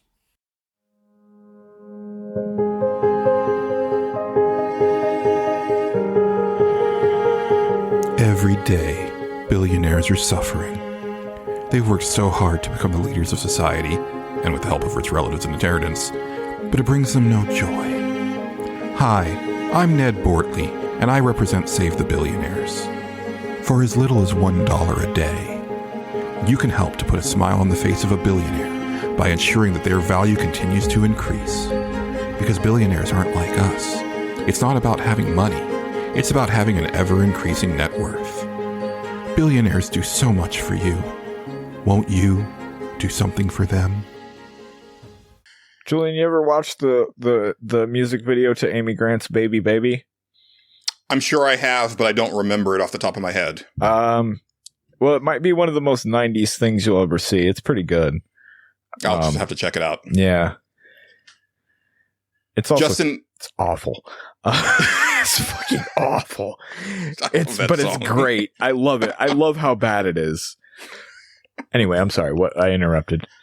I want to get a job as an editor on porn games that are made in non American countries, Justin, because I feel that I could do really good work there. You probably could, but yeah. What? But who benefits really? Not me, because I don't get to laugh at how poorly translated they are. That's true. I guess it would actually impact your enjoyment immensely. Yeah, it would. The one that I'm playing right now, it's like a Harry Potter type one. What's it called? And Lust Academy. I've heard of that one. Yeah. What did I miss? And there's a repeating quest where you can find lost books around the campus and give them to the librarian. Yeah. But every time that you pick up one of the books, it says you pick acquired the book. And so every time that I see that, I'm acquired the book. The book. I say it every time that I pick one up. The book. Right. And so I'm still laughing at it. Oh yeah. Well, it's good for you to mention books, Julian, because we'll start like this. I don't have a name for this bit, but I'm glad Mike's here for it, and I don't have a sound cue for it, so I just made this. Books, check them out. That's how I'm going to cue into this. Okay. Yeah. And good way of doing it. I'm glad Mike's here for this, actually, because Mike is a content creator. He made a video game content. Content there. Yeah.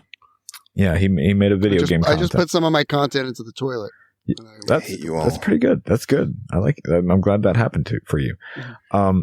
But I recently have been kicking around. So on the old show, Julian, occasionally we would have the thing called the stage select that we would do different little topics.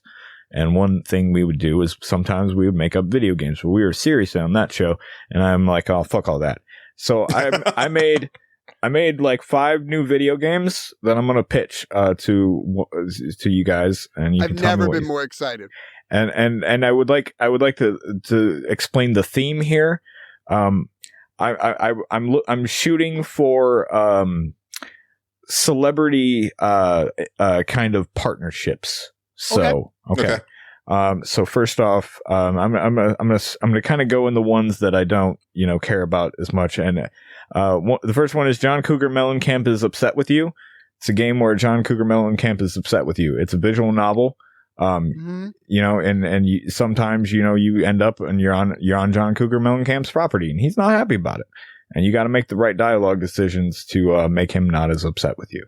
I have one question about this pitch. Name 3 John Cougar Mellencamp songs. Okay, we have Small Town. We have Hurt So Good. Pink Houses. There you go. I don't know if those are real, but they are.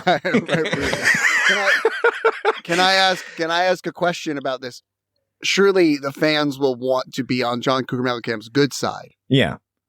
I don't think does John Cougar Mellencamp have a reputation? We can at the end we can tell the story about how John Cougar Mellencamp got his name, because nobody would buy a record, according to record people, that from a man named John Mellencamp. So they changed his name to Johnny Cougar because that was cool, and so he was Johnny Cougar for a long time. And then he was like, but what if I was just John Cougar Mellencamp? And everybody was like, all right, fine, you could be John Cougar Mellencamp. And then in about the 90s, 2000s era, he made a new song, and he was like, you know what? I'm just John Mellencamp now. That's it. And everybody went, fuck you. No, you're John Cougar Mellencamp. You shut the fuck up about it and accept it. Wait. Are you talking about a musician or a pro wrestler? John Mellencamp is a real person who made music, Julian. He made the song Hurt So Good.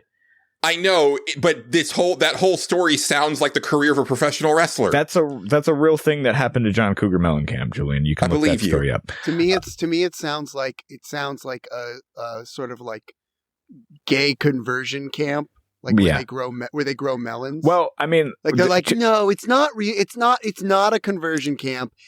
We just take the kids out there and they learn a lot from growing melons. At the melon camp. Yeah. Well, and all the teachers are cougars. To your point, Julian, like cougar is like a misnomer. It's in Montana. So like the town is called Cougar. You know what I mean? It's not cool at all. It's like Cougar Township. Yeah. And so there's no cougars involved. Yeah. Oh, I just thought that you hire cougars in order to try and help with the conversion. Oh goodness. No, that would be a little bit different. This is a sort of last resort. You've tried age appropriate women. How about horny people are getting ready for menopause? Yeah, that might be your thing. Have you tried it? To your point, Julian, record executives and Vince McMahon. Pretty much the same kind of people, really. So, yeah, that's a very good point. Yeah. What about a sort of Candy Crush type game called Melon Camp? I mean, Candy Crush with melons. Yeah, I'm going to greenlight the John Cougar Mellencamp game. I'm going to have to take a pass on. Okay, all right, unfortunately. I'm guessing a lot of these are going to get shot down, and that's fine. I'll greenlight it. I'll greenlight all three we've come up with. Okay, well, what's John doing? Yeah, we'll get him on the phone. We'll call him up later. Next up, I have Melissa Joan Hart's secret snowboarding adventure. She likes snowboarding. Oh, that's funny. Already greenlight. Next one. Yeah. She likes snowboarding, but you have to keep it a secret as well. So it's a stealth snowboarding game. With Melissa Joan Hart. Gentlemen, seen Melissa Joan Hart, Melissa and Joey. The TV show Melissa and Joey. That did exist, yeah. I don't think I've ever seen it. In the middle of my production of this show, this game, we watched a lot of like TV because it was like a lot of like stressful nights, not being able to sleep. And I watched all of Melissa and Joey. I have a Bachelor of Fine Content from New York University. Yeah, that's pretty good. That's good. I have that degree and I don't care about degrees. I am gonna I will, for just a joke, put over my degree, like take where art is written in hand script content. Yeah. Oh, that's funny. Good. I could give a shit about that fucking thing. Oh, okay. That's good. I like it. I literally was we watched every episode and I couldn't sleep particularly. And so we watched every episode of that show. And I was like, by the end of the night, it was like 4 a.m. Yeah. My significant other woke up and I was like, should I go back to school to get an MFA and write my thesis on Melissa and Joey? You should, yeah. I had all these theories about Melissa and Joey. It is a torturous show to watch.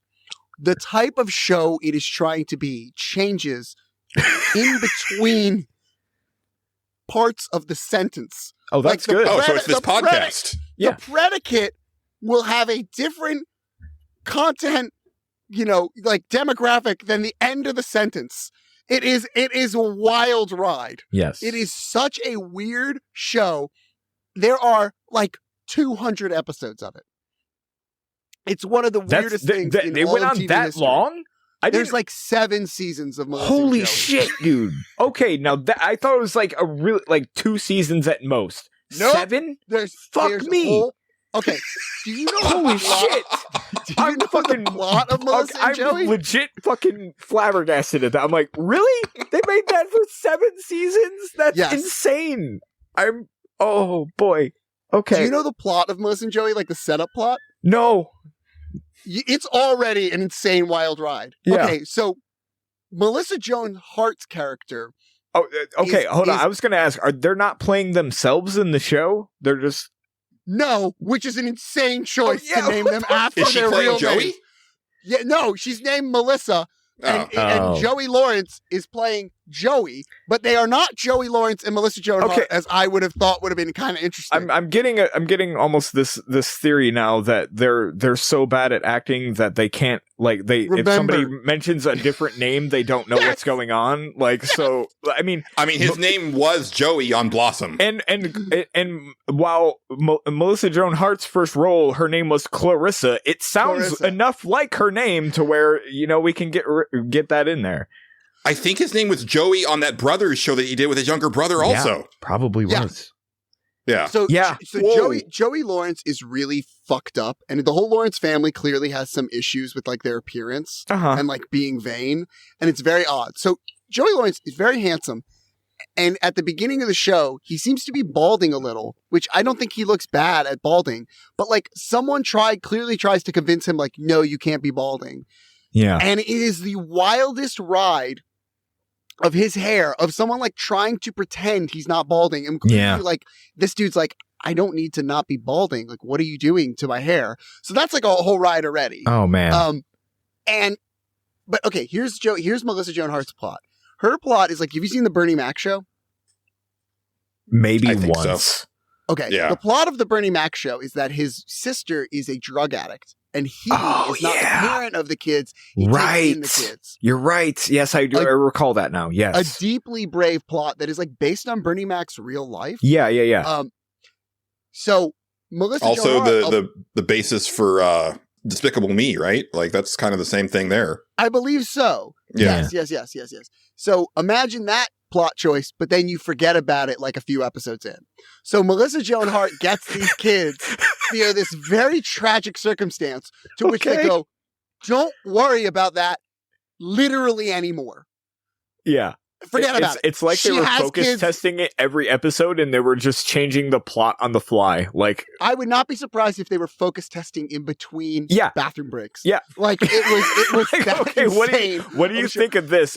But they already filmed the scene, so they're like, well, we're not reshooting this, so we're not rewriting it. Just rewrite Just right do from it. here. Just do it. So your next logical thought is Yeah. Joey Lawrence is either her extant boyfriend Uh-huh. or a character in these kids' lives that come along with him. Right. That makes sense. You would be so wrong that I should beat you up. Okay. The Joey Lawrence's character is Melissa Joan Hart is the mayor. Oh, Joey well, yeah, Lawrence's that makes sense. character, don't worry about it. Did you talk to her about your lawn? No, because don't worry, she doesn't stay in that role for long. Oh, okay. Because Good. her role in the government is all over the place. Joey Lawrence is a lawyer who Melissa Joan Hart passes some bill, and Joey Lawrence subsequently loses his job and Okay. or girlfriend. Okay. I forget, possibly both. Probably both. And then he gets angry at Melissa Joan Hart because he's like, I lost my job. I can't afford my house. So he moves in with her, which Like is you like do. the pitch to a totally separate show. Yeah. And they then live together. And then Joey Lawrence's career as a lawyer changes by the minute. He becomes a chef and Okay. I believe a fitness person Right. and a father figure to these children, like a stranger Yeah. in her home. Right. It is the most batshit insane show I've ever seen. It's also like there's these kids around, so it's really kiddie, but then it's also like intensely sexual, Okay. like really explicitly, like bad drunk aunt joke, Oh. sexual type Okay. stuff, like too Yeah. many wines, being like, I on a vibrator, like Right. that yeah, type of stuff. Yeah. Mm-hmm. And then Joey Lawrence is like really keen on like Joey Lawrence's wardrobe is a woman's wardrobe. Okay. To which I'm not saying that Joey Lawrence, I'm not making fun of his effeminate stuff. No. Very like we literally took like I can find that shirt on Zara. Uh-huh. Like it's a very odd show. Yeah.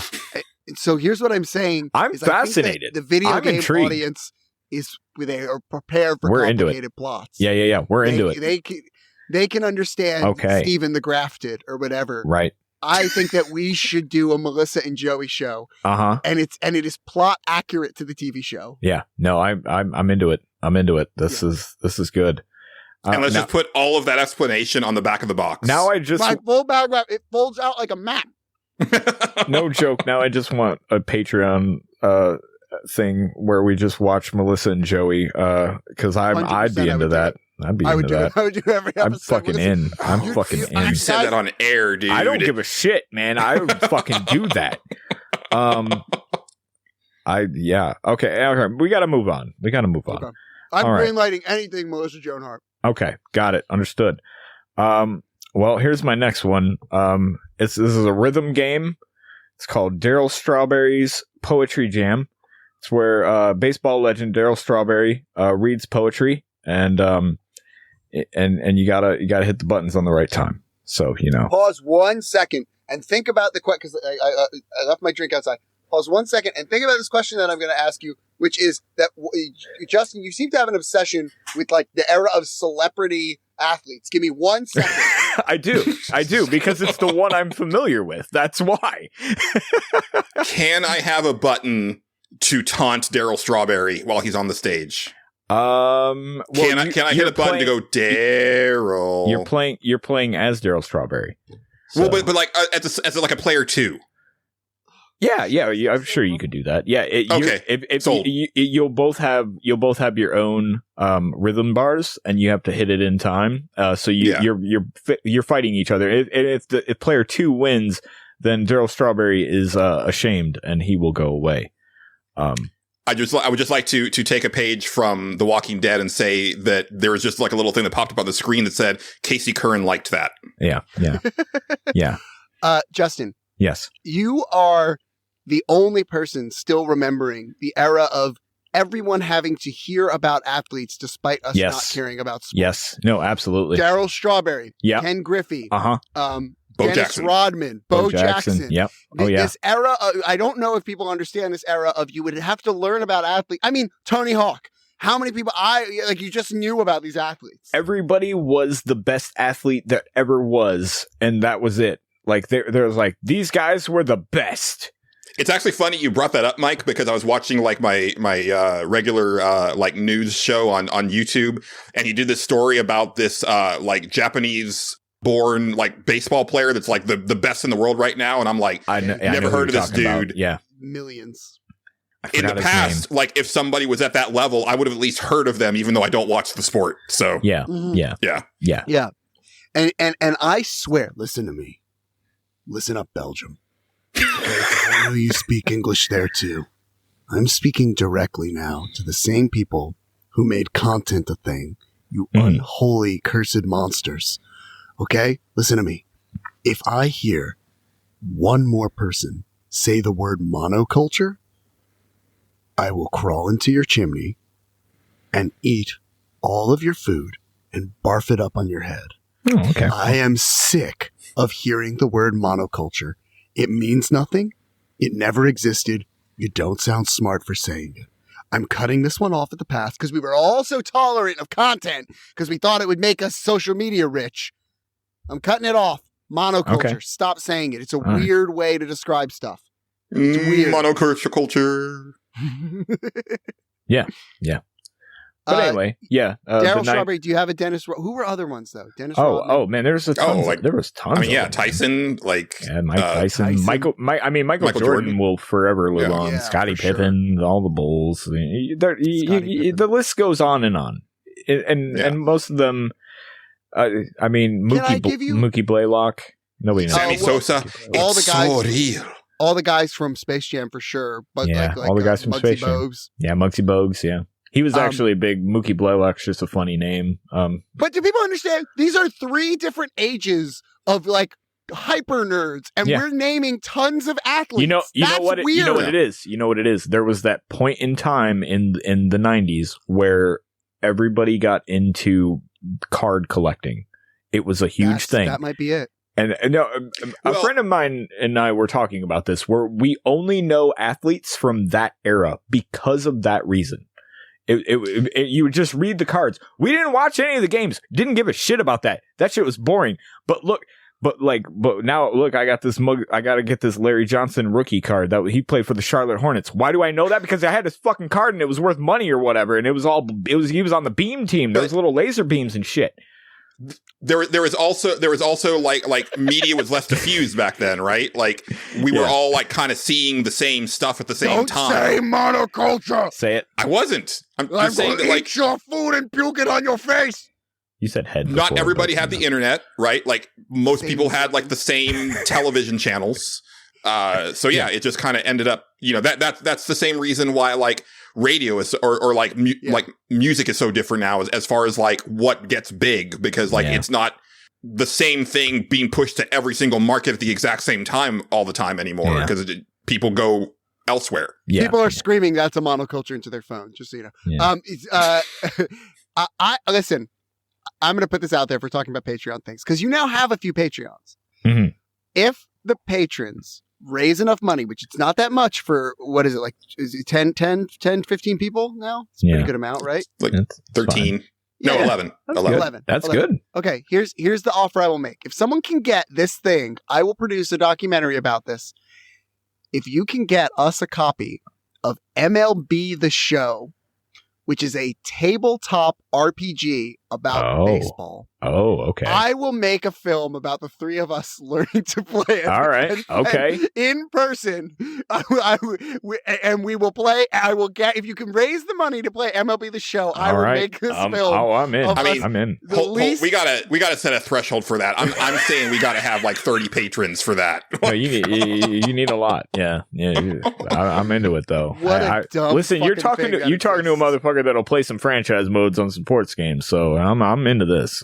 It's a tabletop game. I'm down. Literally D&D combined with magic. Yo, we making friend trades. Of the show, John Gholson is all over we that. Making trades. We making trades. We balancing salary caps over here because I'm into this shit. I'm here. There are salary caps. Oh yeah. Yes. Okay. All right. I think that's a big part of it. I think that's basically like your mana. Like you have like enough money. Yeah. It's the worst. I hate baseball with all my heart.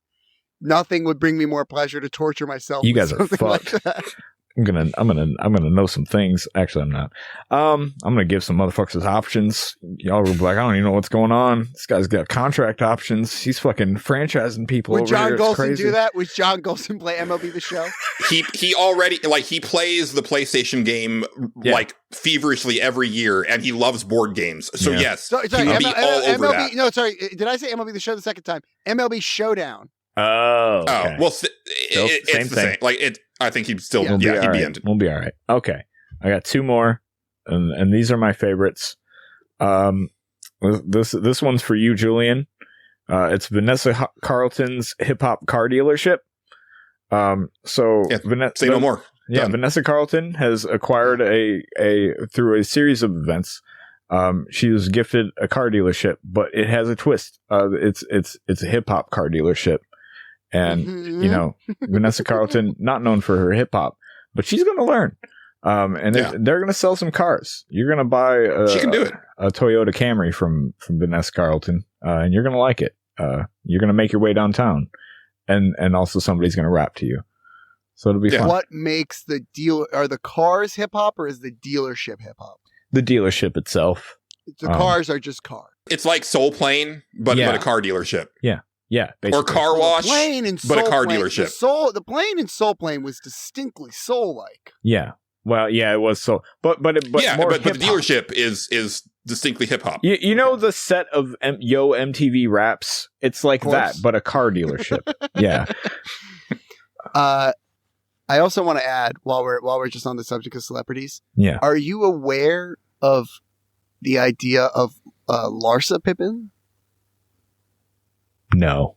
So Larsa Pippen is in her late 40s. Okay. And she is the ex-wife of Scottie Pippen. Okay, I was just going to say, is this Scottie Pippen related? Yes. Who is in his 60s. Okay, yeah. She is dating, get your barf bags ready, Michael Jordan's son. All right. Who is in his early 30s. Okay, well.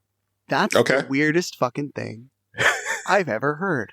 Not just the age difference, but the idea that you're dating your ex-husband's friend's son. That is kind of weird. Yeah. It's really, really bizarre. And that, wait, Julian. And those two people involved are Scottie Pippen and Michael Jordan. Yeah.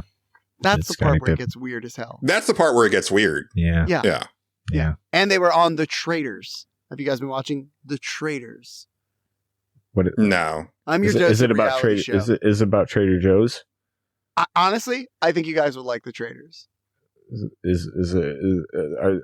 Do they trade things? Yeah, it's all about Trader Joe's. They go in and they make pizza dough for slightly cheaper than pizza dough costs. Yeah, they sounds good. They go and they make microwave foods. And it's great, yeah. And apparently Stone Cold Steve Austin gets lost in the parking lot a lot. I know that's a thing. Is that true? Yeah. Sounds good. I've heard he complains about that on his podcast. Huh. Why wouldn't one of us he? could do a Stone Cold impression? No, none of us. No. None of us. Friend of the show, John Gholson, could do it, but I was going to say, John Gholson is not here, so unfortunately. I also don't remember which one they all are. Yeah, for a lot of the that's wrestling fair. people. That's I mean, even fair. Stone Cold Steve Austin, I never watched him wrestle. Why do I know who that asshole is? You know, Because that's weird. He had a good name. It was a good name. He It's did catchy. have a good name. Yeah, Yeah. it's catchy. All right, well, final game idea. I think this one's going to get turned down, but it's my favorite one. I've greenlit every one. All right, well, it's called Billy Crystal's Problematic Golf. Sold.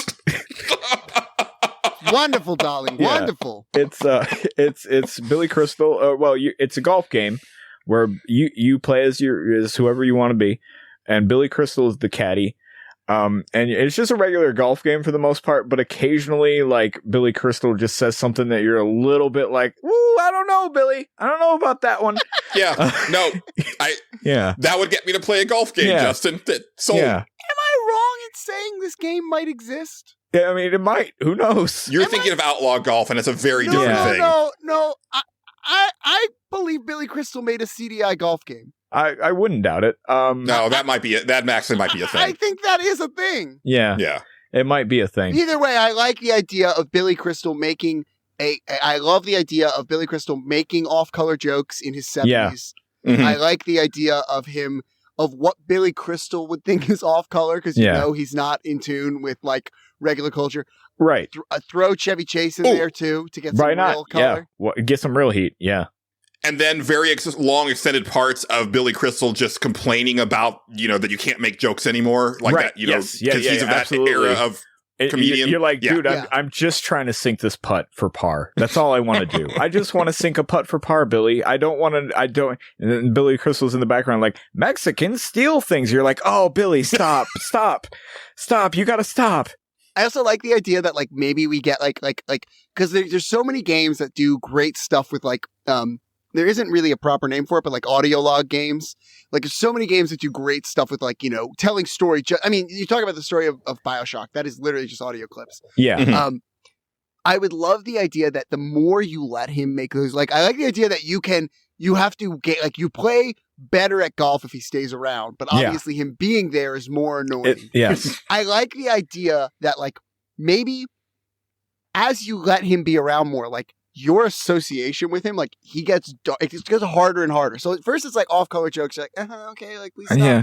And then it like gets worse and worse. But then, like, you find out, like, you can't make jokes anymore. And then, like, he talks Can't about make jokes how, like, anymore. the club is trying to fire him because he's been, like, harassing women. Yeah. And It's he's a like, I slow. just It's said a slow something grind. about her shirt. What? She wore a low-cut shirt. Like, I'm allowed to say something, and it gets, like, even darker. And it's like, so then I just was like, I knew she made a complaint about me, so I followed her to the parking lot, and I just wanted to scare her.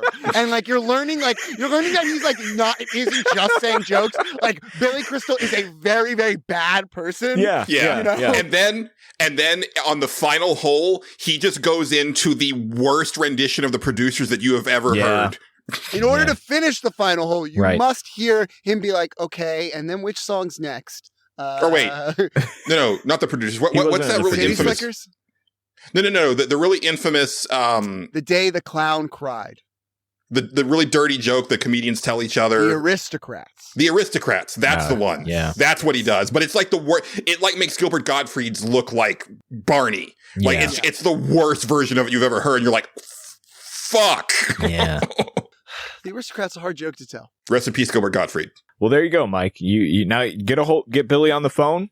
Get a hold of his people, and don't tell him the name of the game. That's what you do. Just let him be Billy, and it'll work out. What's the over-under on me getting a hold of Billy Crystal? Because I'm willing to try. I was gonna say it like slim to none, but Mike, you are like the real life version of the new kid in the South Park RPGs, where his whole ability is that yo, he can just amass a ton of followers on Facebook. Like, that's his whole thing.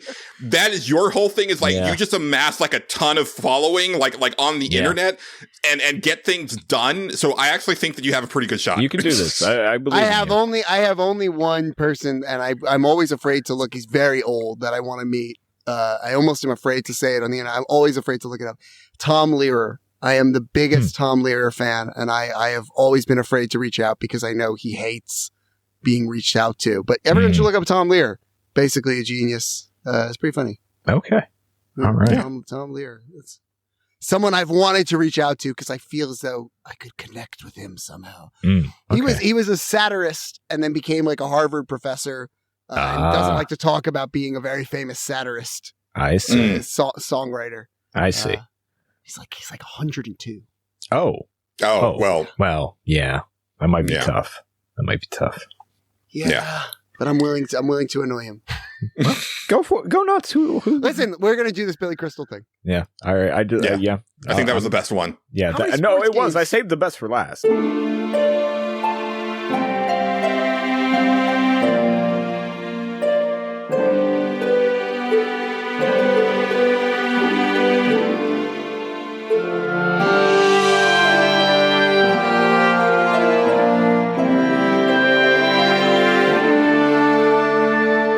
How many sports games do you guys play?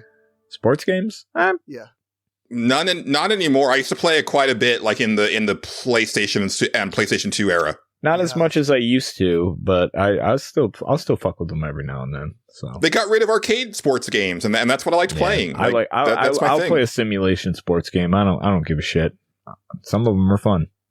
Yeah. Not all the time, but you know. I can't tell if I would like them. They seem very relaxing, to be honest. Even though I know A friend of mine and I were talking recently about how every time we see the game Cricket 23, we're really tempted to buy it just to learn about cricket.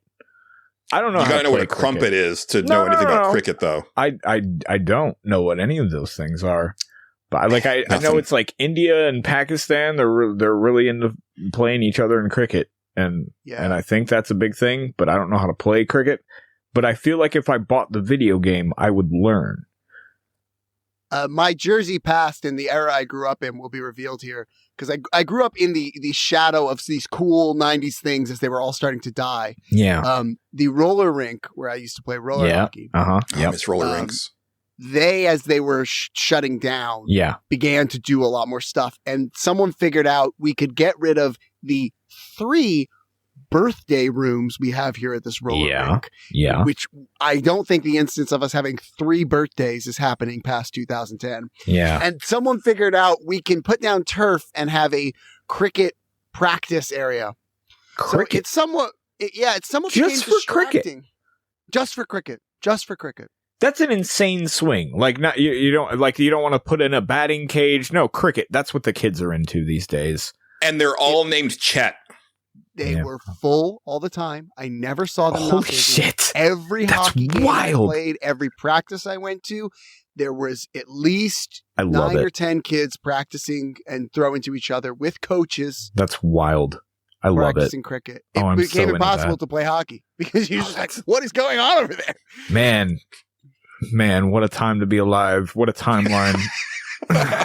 Cricket, a cricket in every birthday room. That's all I want. That rink was near this mall that actually, like, I talked about to somebody on an upcoming project because it was like, people talk about these malls shutting down and like, this was an off mic conversation, but I was like, fuck you, malls are shutting down. This mall was so big and people don't remember this mall. It's like, you couldn't walk across it. Right. You couldn't walk across it. It was impossible. You were more likely to get out of your car and go park at a different entrance. Yeah. That's how people, when they talk about malls shutting down, they don't think about like, these were mega malls. Yeah. Like, little malls are shutting down, but these mega malls were like, you cannot imagine the size of them. They were inconceivable. Yeah. You know? Someone wrote into Castle Super Beast this week and like the question was along the lines of like, remarking about how crazy over the top the concept of the movie Mallrats was, and basically the gist of it was like, oh, you don't know. Yeah. Yeah. No, that wasn't like an exaggeration. That was just life. That was life. Yeah. It was wild. Yeah. I grew up in a pretty yuppie area, and we went to the mall to get our haircuts. Yeah. Like every week, and it was a whole thing. We were in the mall. You would not conceive of checking the mall first. Yeah.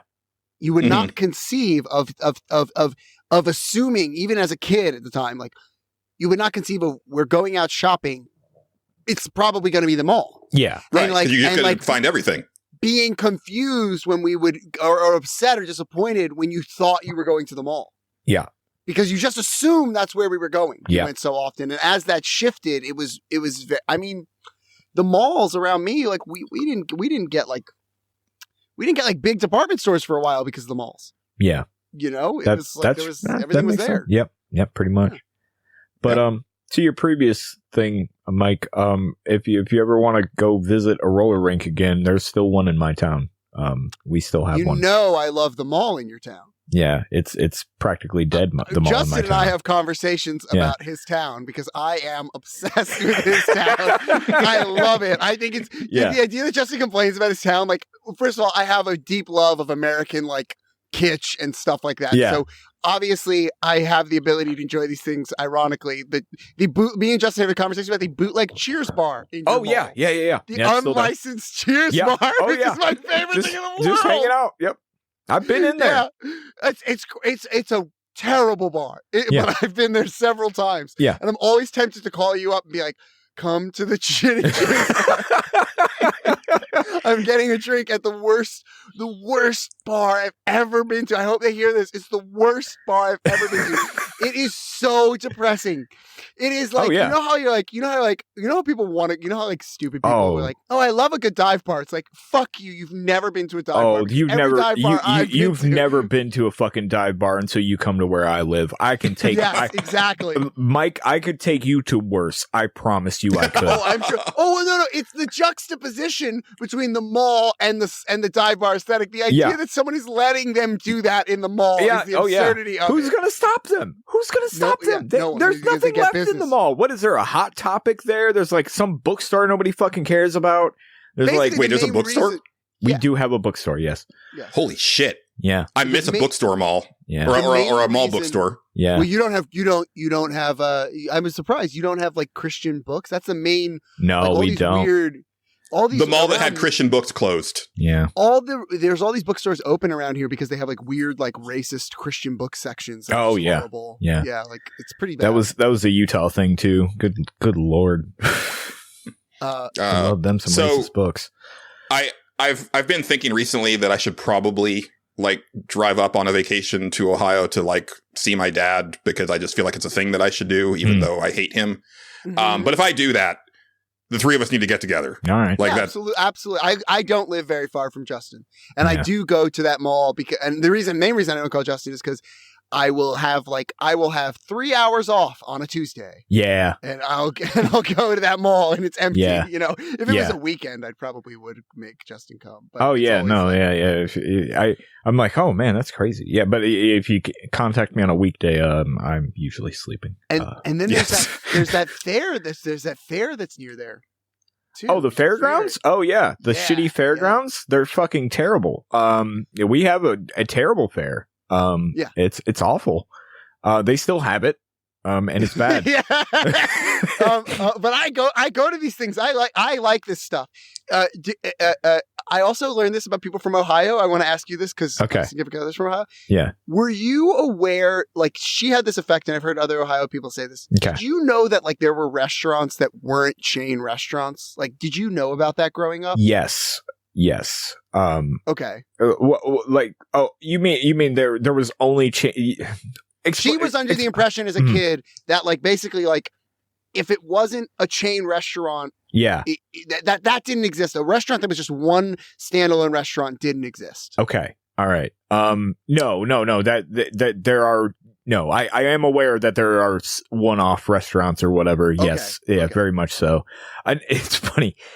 I would say though that because of living my first few years in Ohio, that we as a family just tended to gravitate towards Yes. chain restaurants my whole life. Absolutely. Now, the thing I would add to that is and it's kind of funny is so my family used to own a one-off restaurant It's my favorite in thing Ohio, about you. but it's not there anymore. It's now a Subway. Yes. That checks. Downtown in that town, Mike, if you go to the actual downtown, so you have to go. Oh, you got to really go in. You got to go really in there. It's there. It's still there. It is a Subway in the middle of like fucking nothing. It's the craziest shit. It's wild. It's a 50-50 shot. It's either going to be a Subway or a mattress firm. Yeah. Like, I think there's a Value City Furniture across the street from it. Yeah. That's awesome. Yeah, that was there when I was a kid too, but somehow that is an institution in that town. Value City Furniture, right across the fucking street, on the corner of this one fucking random street that I think if you keep driving, you get to the police station. It's fucking crazy. What a dumb town. What a dumb. Ohio has such a slavishness to chains that we went to a Quiznos 3 weeks ago. Yeah. And I was like, of course there's a Quiznos here. And I was like, how rare is a Quiznos? Wait, there was a Quiznos? Oh, yeah. Yes. Yeah, every now and then. Apparently it's like one of the last Quiznos. Yeah. I would give my right testicle right now for a chicken carbonara from a Quiznos. I could use a third testicle. Hey, I'll pay for the trip. Yeah. we like it's that's like a per state thing. Like sometimes you'll just find some like random chain is just surviving in Missouri or some shit. You're like, this is still here? Why? How? There's a Quiznos in the Colorado Springs airport, and on the rare occasions that I fly out of the Springs, that is where I eat before I get on the plane. Yeah. So I try not to say ideas I have out loud, but this is such a long shot idea that I will say it out loud. The story of the downfall of Quiznos is fascinating, and I actually would want to get the life rights of some people to make the story of it. That'd be cool. Yeah. Quiznos is inherently unprofitable. Right. And they went through 2 class action lawsuits to prove that owning a Quiznos could not make you money. And the food was so high quality for such low prices. There's no way that it could have been profitable. Yeah. And it's not even a bit. I really feel that. Yeah. I know. They had some incredibly tragic stories that even this comedic context, I don't want to share. Yeah. It is a crazy ride, and it's just the essence of corporate, not even corporate greed, just corporate idiocy. Yeah. And it's amazing. It's an amazing story. They had several, no one ever wins lawsuits against these corporations when these people sue them. Yeah. No one ever wins. And several people won against Quiznos. Quiznos has more lawsuits against it from franchisees than McDonald's, Wendy's, and Burger King combined have ever had. That's phenomenal. You need to tell this story, Mike. I want to hear this. It is an incredible story of the worst idea in the history of sandwiches. Yeah. To end on the chain restaurant bit, I would like to add this about the town that I grew up in and am from. My favorite place in town was kind of like a more local thing. It is a place called Berardi's. I don't know if you've ever heard of that, Mike. It's a little bit into town. It's a little small ass place, but they have the best French fries I've ever eaten, and you cannot replicate them anywhere. They're amazing. You got to go out of your way to try them. Now you would go to this place, you would see how small it is, and immediately go, "This is the only one of these. This is a local place." Yeah, you'd be wrong. There was more. Ohio restaurants, even for whatever reason, they'll just make little mini chains. There's a place in town where I live. It's called, or where I grew up at. I don't live there anymore. I write down anyway. It's called Cameo Pizza. It is good. Shut pizza. the fuck up, dude. My significant other talks about Cameo Pizza all the time. Cameo Pizza it started in the town that I grew up. Guess when? The owner of it is friends with my grandma. They used to work in the same doctor's office and shit. It's as local as it fucking gets. Guess what? They're a fucking mini chain that fucking is in other places and random shit. They just keep doing it. So it's apparently in Ohio, it is just a thing that it's like, hey, this thing's taken off just a little bit and we were like slightly profitable. What if we made another one in the other town? And then it immediately tanks, like almost immediately. They almost immediately fucking fail.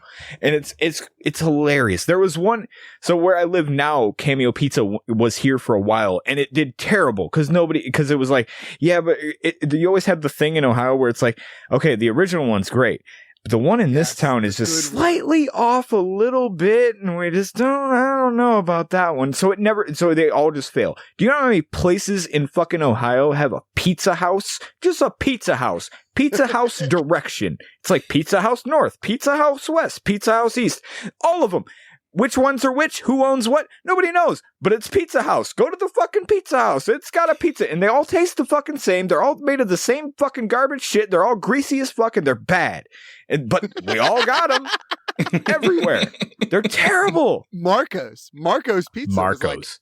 I was like, I know blown Marco's. away. Yes. Yeah, that's a huge chain in Ohio. Nobody else knows Marco's though. Marco's don't exist anywhere else. Yeah. No, they exist. They exist in Texas. Really? They go that far? They're in gas stations.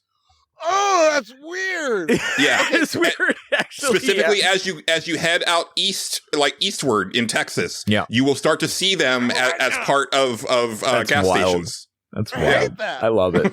Oh, it's great. Ohio has, speaking of the good one, you have to know what the good one is. Yes. Ohio has the weirdest attitude I've ever seen anywhere in terms of working, where they will have this logic where they don't have to work at all if it's not busy.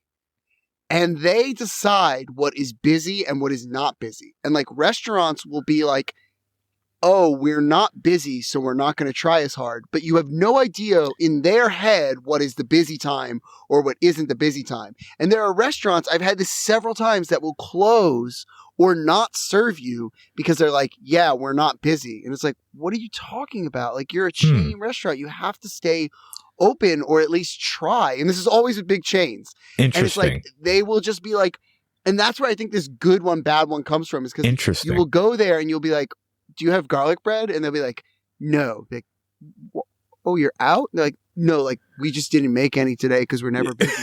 Okay, yeah, no, we just didn't make it. Yeah, no, that's the thing. Okay, now I see where you're going with that. What do you mean you didn't make it? That's the thing. They're like, okay. They're like, we're not busy today. It's like, I'm here. Yeah. Give me the bread. What are you talking about? You can and make they'll be it. like, oh, we're not busy. Yeah, well, we're not gonna do that. Yeah. Talking about? It's a really weird trend, and they will. It's not based on what's going on in reality. It's based on, like, in their head, we are not busy. For a little bit there, I was wondering what you were talking about until you got there, and I was like, okay, yeah, no, that's a thing. That's a thing. Totally. I went to a bar once, and the guy goes, "There's supposed to be always a bar chain." food. Oh, Jesus Christ! Yeah, here we go. It was a chain, and it was midnight, and and the bar is supposed to be open until 2, which is rare around here. And he goes, "Well, we haven't got any customers." I said, "Have you had their clothes signed up?" And he goes, "Yeah." I go, "That might be a reason that might be why you don't have any fucking customers." Yeah. And he was like, "Well, no one comes in." I go, "You lock the doors?" He goes, "Yeah." I go, well, that might be why you don't have any. And then he tried to be like, "We're normally open." I was like, "You're not normally open because I'm here and you're acting insane. Yeah. I'm here right now and this is not normal. Like, serve me." And like we were like had gone in and like knocked up, and he came out to explain that he couldn't serve us. Yeah. We were like, "You definitely are supposed to serve us." Yeah. Like, this is so bizarre. Bar shit is insane in Ohio, where you have so my mom was a bartender in a lot of different places, including some of the diviest bars you'll ever see. There was a place here where, well, not here, but where she worked. It was a laundromat / bar. Bar in the back, laundromat up front. Get drunk while you do your laundry. What an idea. Okay, yeah. Yeah, what an idea. Great idea. That is where my mom worked for a period of time. There's one bar that she worked in for a good portion of time as well. And this is a different place that, and this was around, I can't remember exactly when the, hey guys, no more smoking indoors laws started to come up. I've been talking about this so much with people. It is the only thing I feel as though from my generation that kids won't understand, and for good reason. Yes. But you cannot understand what it was like to be a kid younger than the smoker generation, but watching it die. Yeah. It was so weird. It was weird. So weird. Well, here's the thing. Where I'm from, they refused to get rid of that. They didn't give a shit. Dive bars were like, no, fuck you. You're smoking and we're doing that. Fuck you. We're doing it. I don't care. And they would do it. And they would just be, they would almost like have a lookout for like make sure no fucking law enforcement comes in here. Like if you see anything crazy, everybody put your cigarettes in your can. Like they had plans because like the only people that would go to these bars were like fucking locals. It's crazy. So they all knew the deal. It's like, no, you can smoke in here. This is a fucking bar. We're smoking in this bar. Fuck you. Yeah. This is America, goddammit. I'll smoke in here and listen to John Cougar Mellencamp all I fucking want. That's what I'll goddamn do.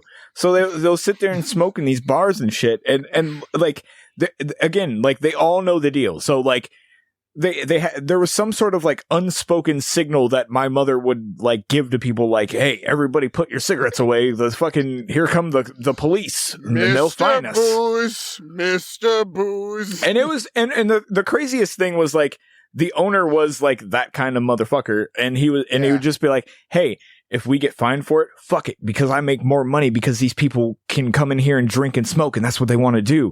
So it's great. Like it's wild, man. And that continued for the longest time. We just didn't give a shit. Yeah. Yeah. People always talk about this with Ohio and all these things. It's like that type of Ohioan is sort of gone. Yeah. And it has been replaced by the weird law-loving conservative. Like that person doesn't, not that I knew Ohio, but just in America in general, I miss the fuck you, fuck the law person. They don't exist anymore. They become a different person entirely. Yeah. Those people, and it's a whole thing. It's a whole fucked up thing. It's a whole thing.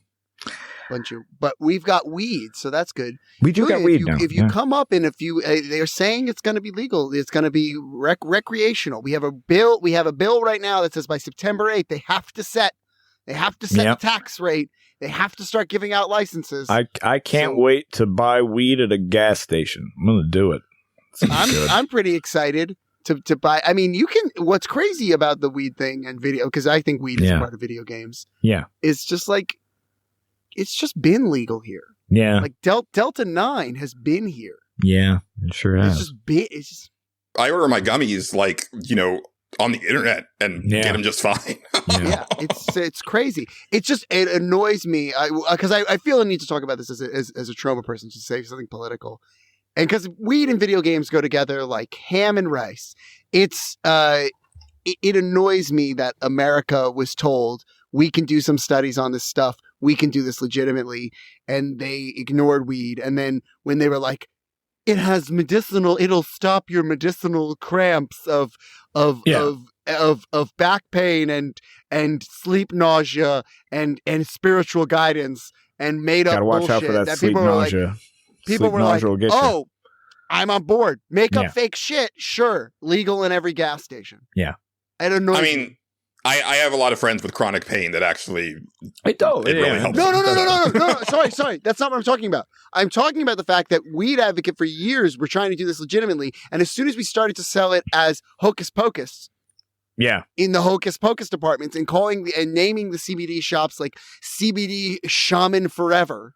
Right. Okay, I got you. That is what sold people on it. That upset me. That for years, the Weed Advocates are like, we'll do it properly. We'll do this thing. And that never worked. And then as soon as they did it the Hocus Pocus way, all the people that were in chronic pain, they were trying to advocate for it for years and say, get these people weed. And then as soon as it was like, it'll cure your astrology. It was like, oh, we need this.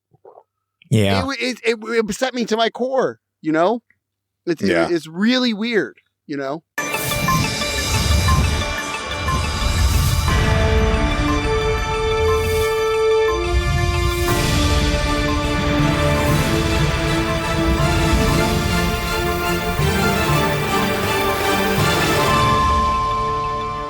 This might upset you to your core as well, Mike, because I've got breaking news. Oh, shit. Okay. Oh, no. Yeah, breaking news. Julian, I can't do handle not- anymore. Do not tell me that they are not expanding the memory card for that thing that you shove into your Dreamcast controller. Do Yeah. not tell me that. No. Different thing here. Okay. It's looking, and this is a rumor, so Okay. you know, All right. I got to put that. I got to make that disclaimer. Okay. All right. But it seems like we might be waiting a while for a really good look at Rare's prequel / sequel to Perfect Dark Zero. Oh, Oh no. yeah. No. Apparently Microsoft wants to wait for all of the white hot fever around Halo 2 to die down before That's they fair. show their next big first person shooter. So That's we fair. might I be mean- waiting I mean, a little bit Perfect longer. Dark Zero is going to be huge, so. I mean, it is. We all know that. Yeah. It's a big game. I have a full-size bust of Mrs. Dark in my house. I'm really excited. Well, for who it to doesn't? come out. You know, at this point, Yeah. you know. After I made the joke, I realized Mrs. Dark might sound racist. Nah, we got it. It's fine. Yeah. Okay, it's fine, right? Yeah, it's fine. That's Yeah, it for breaking news this episode, though, folks. I would good. like to thank our news source for this episode, and that, of course, is the November 2003 issue of Yeah. Electronic Gaming Monthly. Yeah. Yeah. So, real quick, I'll just do a little bit of Final Fantasy Rebirth, before I talk about the other thing that I played, because I didn't really get to play much in the last week. I've been busy, That's and okay. also, and I'll get into other reasons in a second, but I did get quite a bit further into Rebirth, Justin. Okay. I continue to be conflicted because every Yeah. time that I'm like, this is fucking awesome, Yeah. I'm like, oh, I hate this part. Yeah. So that That's about right. persists. That sounds about right. Yeah. I honestly think a big thing for me, and I'd said this last episode, is that I didn't like the mini games in Final Fantasy VII Original, and they went so hard on the mini games in this Yeah. game. And I think it's the framing of them, because it's always like rating you, you know, and very much like the as I said last time, like a lot of the dialogue around if you don't come in first just makes you Yeah. feel like just pathetic. Yeah. And they also added, like, you know, I'm really conflicted on this, because on one hand, it's like, if they do this type of stuff in a Like a Dragon game, I'm like, oh, that was amazing. But and I don't know Yeah. why in this game, like, it's turning me off. But like, there was a side quest where I needed to go get ingredients for a soup. Okay. And one of the ingredients was plucking these 3 mushrooms. Okay. And you're just like, okay, go, because part of it was like tracking down the mushroom on your chocobo, right? Right, And it's like, yeah. that's the mechanic for finding the mushroom. Yeah. And you might have to fight some enemies around the mushroom, so that's another part of the quest. Yeah. Fine. When you go to pluck the mushroom, it goes into a completely different interface No. where Yeah. you're looking at the mushroom, and there's like the whole like really elaborate thing where you have to like Oh yeah. pull Yeah. on the I've seen mushroom in that. Yeah. different directions to see how it gives, and you have to pick in order, like the easiest give to the hardest give, and do it correctly. If you don't do it correctly, then like the stamina of the mushroom drops by like a huge amount, and you might fuck it up. And I'm like, what? Why is this here? Like, just let me press the button and pluck the mushroom. Like, I mean, you there's a didn't have lot to- of stuff like that in that game where it's Yeah. like you put a mini game where it didn't need one. There's a ton of mini games where I'm like, oh, this is a neat little thing and it's pretty cool. Like the Junon March thing is really cool. Like that was a mini game in the first one, kind of. And now Right, it's, yeah, and- now and- it's better and it totally is, yes. fits and is cool, and I really like that one. Yeah, and those are the type of things that I did like are what I prefer. I prefer to call those mini events, where it's like in the course of the story, and it's this one-off Yes, thing. Absolutely, those are awesome. I love those. Yes. But when it's like the open world stuff, like I was talking about, like when you like, okay, I'm gonna go, we're gonna go to like where Titan has a shrine or something like that. All right, cool. Now I have to time these button presses and I have to remember where they're at. And it's not even like that hard or anything. It's just like, who fucking cares? Can I just hit the shrine? I found it. Can we just move on? Like, I just want to move on. So I have a question. Like, you guys know I've tried to start to like play Final Fantasies over the years. Mhm. Like, kind of found them not to be my type of RPG, but not because I don't like them, but because I'm just like, I need to dig in more and like dedicate time to them. But my history of them is limited because I view art as something you have to like. I'm sorry. What's that word?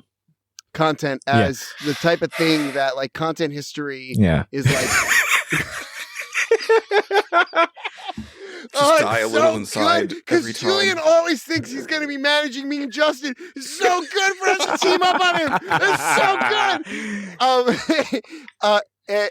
To me, content has to be done chronologically and like historically. So I can't play Final Fantasy VII until I play 1, 2, 3, 4, 5, and 6 because I'm an insane person. Yeah. And then I have to read all about 1, 2, 3, 4, 5, and 6, and and listen to No Cat. Yeah. Yeah. Absolutely. Because then I can't be culturally unaware. So I don't really know Final Fantasy's history with keeping up with Nintendo mechanics. Have they been?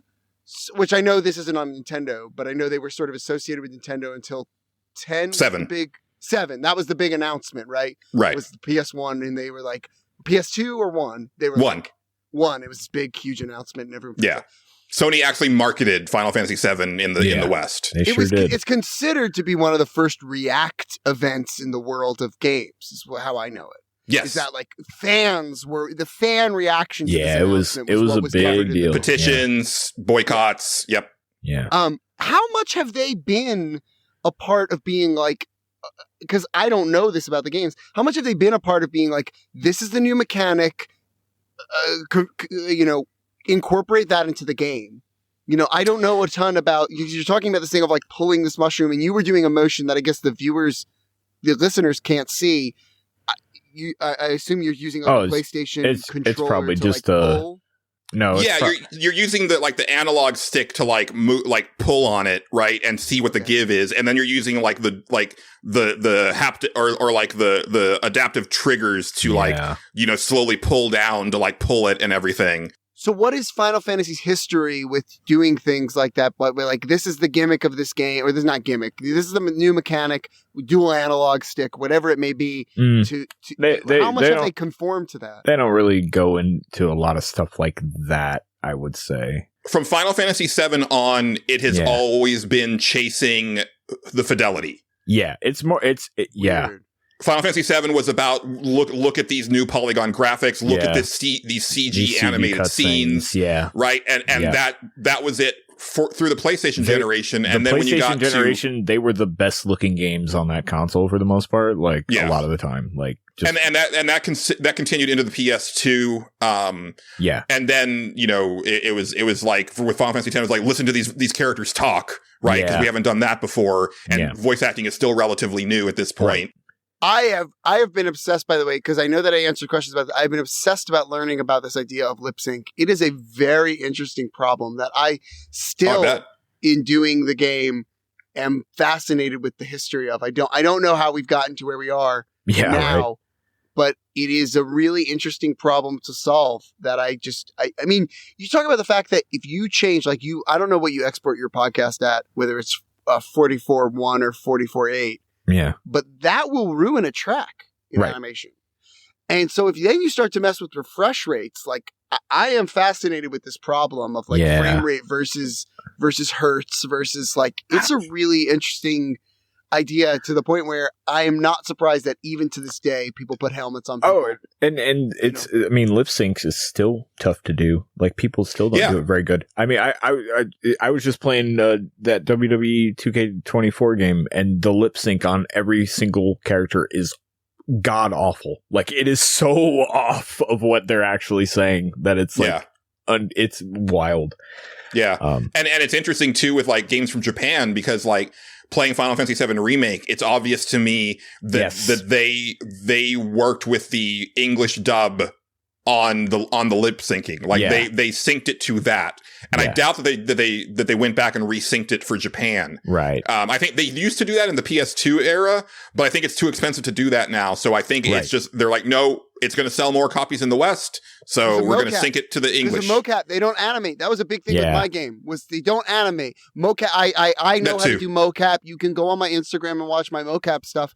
I bought an iPhone for mocap. That was the reason I went iPhone for my phone, because it has mocap built into it. I don't think mocap is interesting. I think it has its place. I can show you a new toy I bought, actually. That's kind of cool, because I don't like mocap. Hold on. Because they're marketing this to gamers. Mike is walking away. He's grabbing a thing. He's acting like we can still hear him. Yep. So I bought this. Oh, here he is. to be very Ohioan, I bought this at an exchange, a game exchange. Oh, yeah. Okay. Okay, yeah, I know what you mean. Yeah. It was used, and I think this is an animator's tool. They're marketing to gamers. I think it's idiotic. This is the Cyborg mouse, but it's technically a keyboard. Okay. And I think this is a way better future versus mocap over an animation. This is what the Henson company uses, a similar rig to do their stuff. And basically the idea is you build your character in, I'll show you guys to the camera so you can see it. You build your character. That's great for radio. Yeah, I know. What it is if you can look it up, it's a mouse. It looks like a mouse, but it has, 9 to 10 buttons per finger that you can use. Oh, fingers kind of reaching up from the top of the mouse. Yeah. Yes. And there's a actual joystick on the side, and you can rig all these things in a video game engine to be your animation. Yeah. I have a character that I'm deeply in love with called That Potato that uses mocap because it's just a potato with a face, and I can do it on my phone. Yeah. But this device will allow me when I'm doing stuff. This was used, which is why I bought it, so it's significantly cheaper than what the device goes for. It will allow me to say like, okay, this finger pushing in is like I don't know if you guys can see. There's like a button for my finger to push in. Mm-hmm. Then there's a button down. There's a button up, and then there's another knuckle here for my top knuckle. So it's like all these buttons surrounding it to press stuff. Yeah, it's like a two-knuckler. So if you do mocap. You're limited. You don't have like any ability to change. That's why mocap is capturing a frame every time you want to have a frame rate, right? So if you want it to look like 60 frames a second, you have to capture it 60 frames a second, which means in order to change an animation, it's not every frame, it's every 3 times per frame. To get mocap. It's why they don't change anymore. It's not just too expensive. It would be impossible to know. Let's say I'm tracking here, the corner of my lip, the bottom of my lip, the 6 points on my lip, so that you can have me do like the Elvis on each side. That means if I go I go this, and this. If it needs to be I have to make 6 animation changes just for the parts of my lips, not to mention my cheeks moving up, my nose curling in. It's absurd. It's not animation. It's a totally different art. It's the art of mocap. And it's, I'm not surprised they've stopped doing that because it's fucking absurd. It's absurd to change all that. I've been saying for like 10 years that I feel that motion capture is like a dead end ultimately in video game development because like especially for like large productions, you're basically filming a movie and then making a video game, right? Like, and I feel that like at some point I'm hoping that like animation like comes back to the forefront and it's easier to do that, just actual animation for stuff with maybe limited mocap for like certain intense things. The sad part is what it will be is they'll stop hiring the people they hired. You'll stop hiring stunt people and you'll start hiring Broadway performers who can do the performance 9 times a day without a sweat. Right. Yeah. They'll learn the part and they'll do it. They'll be Broadway performers and they can be like, do it again? Sure. Who cares? I can do this performance 6 times a day.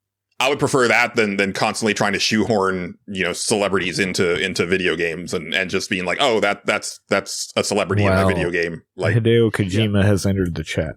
I know. Look, I love the man, but he needs to chill. Chill. But Justin, I will say you got to keep going on this game. There are some I thought you were going to say you need to keep pressing the 311 button, but no. Go ahead and press that 311 button. Oh, chill. Okay, yeah, thanks. No problem. There's a lot of interesting stuff that you're really on the cusp of encountering that I'm fascinated to hear your thoughts on because some of it is amazing and some of it is like very like head scratching. Okay, I do want to give like another like chastisement to the combat and. It is a thing that I understand is my fault, but I don't like what the game is implying. Okay. So there's a part where it's a new boss fight. You fight this mech. Okay. It's a red mech, so people will know if they fought it. They'll know what that is. Okay. But I'm not gonna give away what it is or who you're fighting. It's a mech. This mech The whole thing is that the pilot keeps swapping out these different arms. Okay. And the way to get through this fight is you need to disable each of the arms, and that will stun the pilot, and they'll come out of the cockpit. And then if you can hit them enough times while they're out of the cockpit, you'll pressure them to a large degree and possibly even stagger them. Okay. Right? So I'm trying to do that. Yeah. And I'm not putting in enough damage to actually take out both of the arms before the pilot flies away to get new arms. So like the first time that it happened, I took out the first set of arms and I was just about to go attack and they zoomed away because it was time for them to go get new arms. Yeah.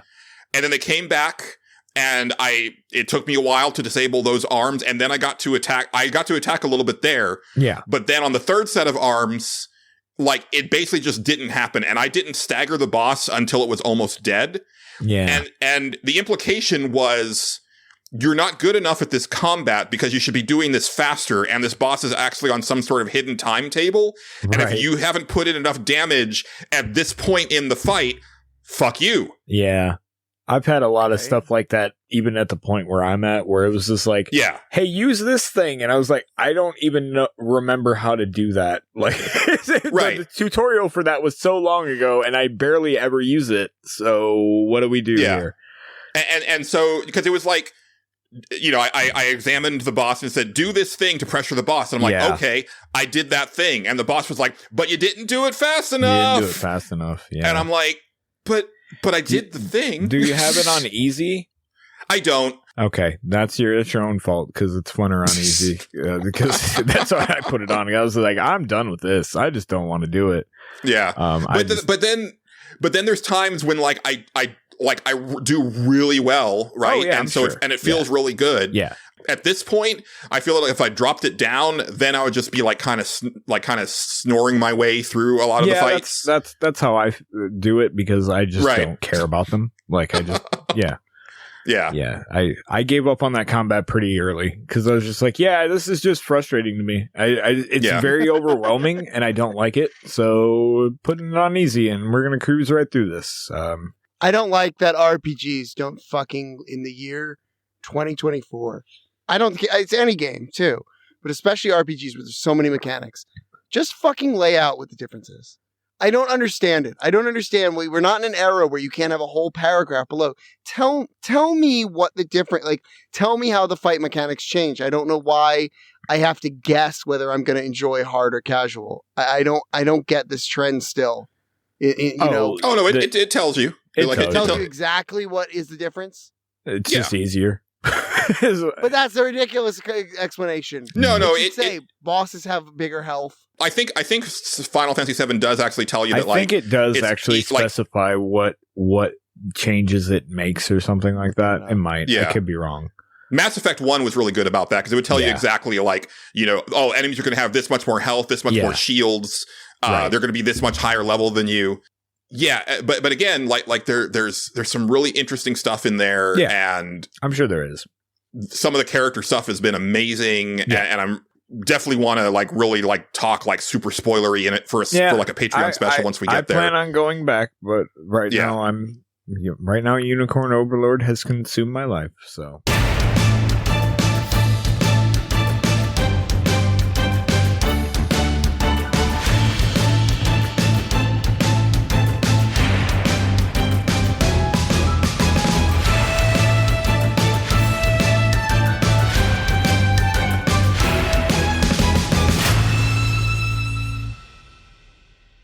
And now, a word from our sponsors. Hi, I'm Larry Grub Thumper from Larry's Premium Alpaca Outlet. Come to us for all of your alpaca and llama needs. You won't find a better selection or better prices.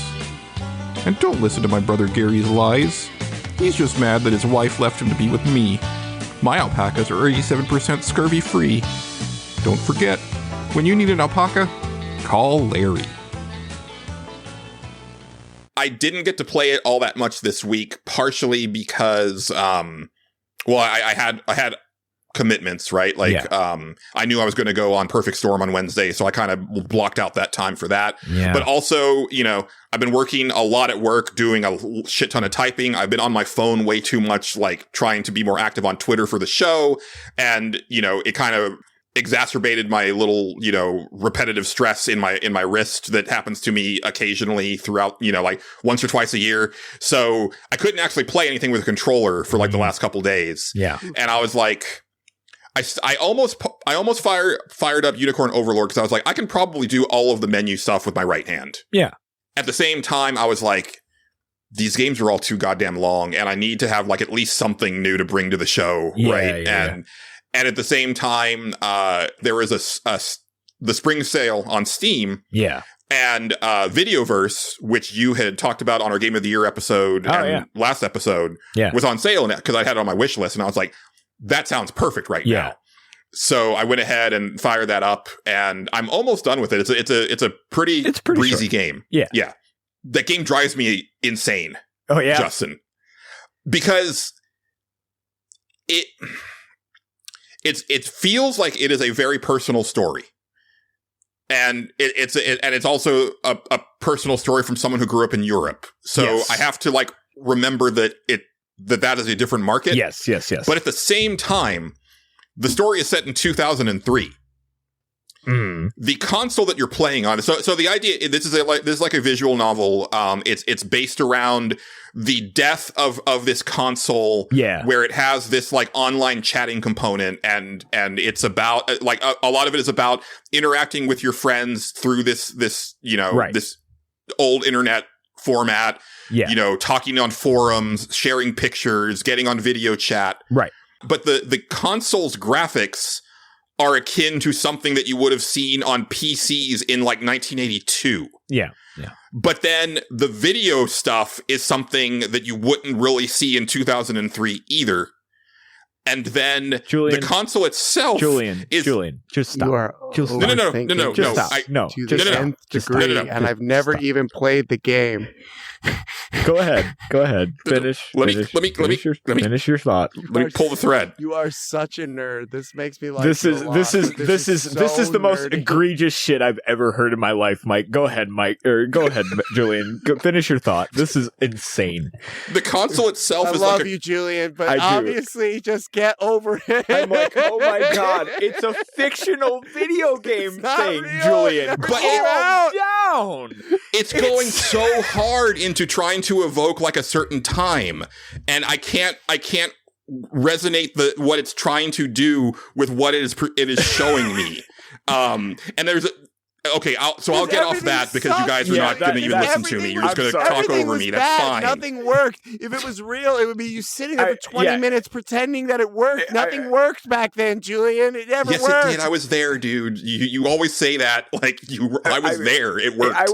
I mean, if it was like a real console, like if it was like a real thing, and they were doing I'd be like, oh yeah, no, they got a bunch of stuff wrong, but it's not. It's just fiction, man. They can do whatever. This is a fictional universe. You're allowed. Sure, but because of all the references that they're making, right? Like they're referencing like a lot of like very specific memes and stuff that was in pop culture at the time. Obviously, it's not of actual stuff. It's versions of it. It's an alternate universe, Julian. And in this alternate universe, that's the graphics that they had, and we all have to live with it. But then we all do because we're not nerds. Well, I am. I'm let's get pedantic. Wait. Let's indulge this because now I feel bad. Let's indulge it. What didn't you like specifically? Like what was the thing? The video graphics didn't link up, but like keep going so that people can, because this is a new show. No, it's basically, so people should know the depths of this. I get it. It's just a disconnect. Basically, it's not even like it's 100% a disconnect for me because it's just a personal disconnect. Yeah. I get that. Yeah. So let me give you an example. Game dev story, right? For like iOS and Android, right? Yeah. All of the consoles that you end up developing for in Game Dev Story are mapped to historical consoles, and they're obviously changed to avoid copyright. Yeah. But you can map them, right? Like as the years go on, you can see like this is the Nintendo, this is the TurboGrafx, this is the Game Boy, right? Like blah blah blah, and it goes pretty realistically as far as like the march of time. Yeah. This console is like, I think the thing for me is that it's the nostalgia for what is basically the Wii U. And I'm like, that's a weird thing to be nostalgic for, and also set your game in 2003. But then the other part of it, and let me get it. I should be clear. I love this game. Like I'm really enjoying it. I'm just getting out front like the stuff that's like weirding me out. I got you. So like. I can see this disconnect for you though, because you are a stickler for weird stuff. I get it. I get it. And it's also like little things like, there's like, magazines that you can look at covers every month, right? And like one of them said like the top JRPGs of like blah blah blah. It's like, didn't use that term in 2003. Like that wasn't a thing. Like that was like 5 years later. But anyway, I digress. It is nostalgic for a thing on the internet that I did not experience. Yeah. And I think I've talked about this to both of you before. Maybe not on a podcast, maybe it was just like off mic, but I have this weird memory hole regarding the internet from like 2000 to 2010, where like I can't tell you what the internet looked like then. I don't really I remember LiveJournal, where I met Rob, and I remember early YouTube, like in 2005, but I only remember watching videos. I don't remember like what YouTube was like or what it looked like, right? And I also was not online very much in like the early aughts. So like that part of it, it's very foreign to me, but also I was never part of like a dying online community because I would always move on before the community died. Yeah. So like the closest thing that I can get to this, as far as trying to connect with like the nostalgia of the game, is Final Fantasy XI. Yeah, I was just gonna say. I remember. Yeah, that would have been my comparison point for you. I'd have been like, well, you did the whole Final Fantasy XI thing. I remember. Yeah. But one, it's still going, and two, I left when it ended on console. I just kind of went, it's fine now. Yeah. Or whatever. But having said that, right, like. The idea of like, these are my online friends and chatting and getting to know them. Like, I do feel that, right? And again, for me, a lot of it is Final Fantasy XI. A lot of it is LiveJournal. Yeah. Right. Like, there's people that I'm like mutuals with on Twitter that go back to LiveJournal still. Right. It's kind of crazy. Yeah. And it's a really interesting game because a lot of it is just kind of you going from community board to community board. You can like stuff, you can comment on stuff, you can report stuff. And I'm probably going to have to play the game a second time because I realized a little too late that you could actually proactively message your friends. Yes. Where I was kind of waiting for them to message me and then start a chat with them. Right. And I think I've actually missed out on some pretty big story beats. Yeah. Because of that. But that's cool. I would actually like to go back and replay it. Yeah, it's a pretty quick playthrough too. So it's a very quick playthrough. And there are different endings and stuff too. That you can I felt like there had to be. Yeah. And it's got a really nice look to it. Again, even though like I'm like, we had way better graphics than this in 2003, y'all. Yeah, but it's still like a really nice look. The story is very interesting to me because like the main character is a 15-year-old boy. And, and I very much try to stay connected to my teenage self because I don't want to like lose touch with like, I don't want to be that old guy who's like, oh, well, the young people, blah, blah, blah, blah. It's like, I want to remember what it was like to be a teenager and stuff like that. And there's definitely things where, he'll do stuff and it's like, oh yeah, I remember that. I think that's the key to empathy, by the way. I think a lot of people, I've been examining like a big part of like my work of recent has been like about why people become jerks. And I genuinely believe it has to do with like you eschew in this really intense way what it felt like to be as a kid because you felt stupid about it. Yeah. And so instead of empathizing with people and being like, that's how it was hard for me when I was a teenager, they go, it was never hard. I was never stupid. They like, they push it away aggressively. And so then they have no empathy for young people. Right. It's this new like life philosophy I have. Yeah. So yes, I think that's what makes you a good person, Julian. Well, I wouldn't go that far. Julian. Well, sorry. It's what makes you a big piece of shit. Thank you. I slipped up. I said the wrong thing. Yeah. But then there's also times where it's like, dude, I'm really angry with you right now because of the shit you're saying to this person. Yeah. Like, It's like, read the room, Emmett. Yeah, God damn it. Yeah. Oh, definitely. Yeah. But no, it's really good. And I was going to save this as like a surprise for the show. But before we started recording, I had to tell Justin because I was playing it before we started recording. Yeah. And I'm not going to say it here. I'm going to save it for Game of the Year. Yeah. But basically there was a conversation that started, and as soon as it started, I was like, save and quit. I cannot do this right now. I cannot have this energy going into this podcast.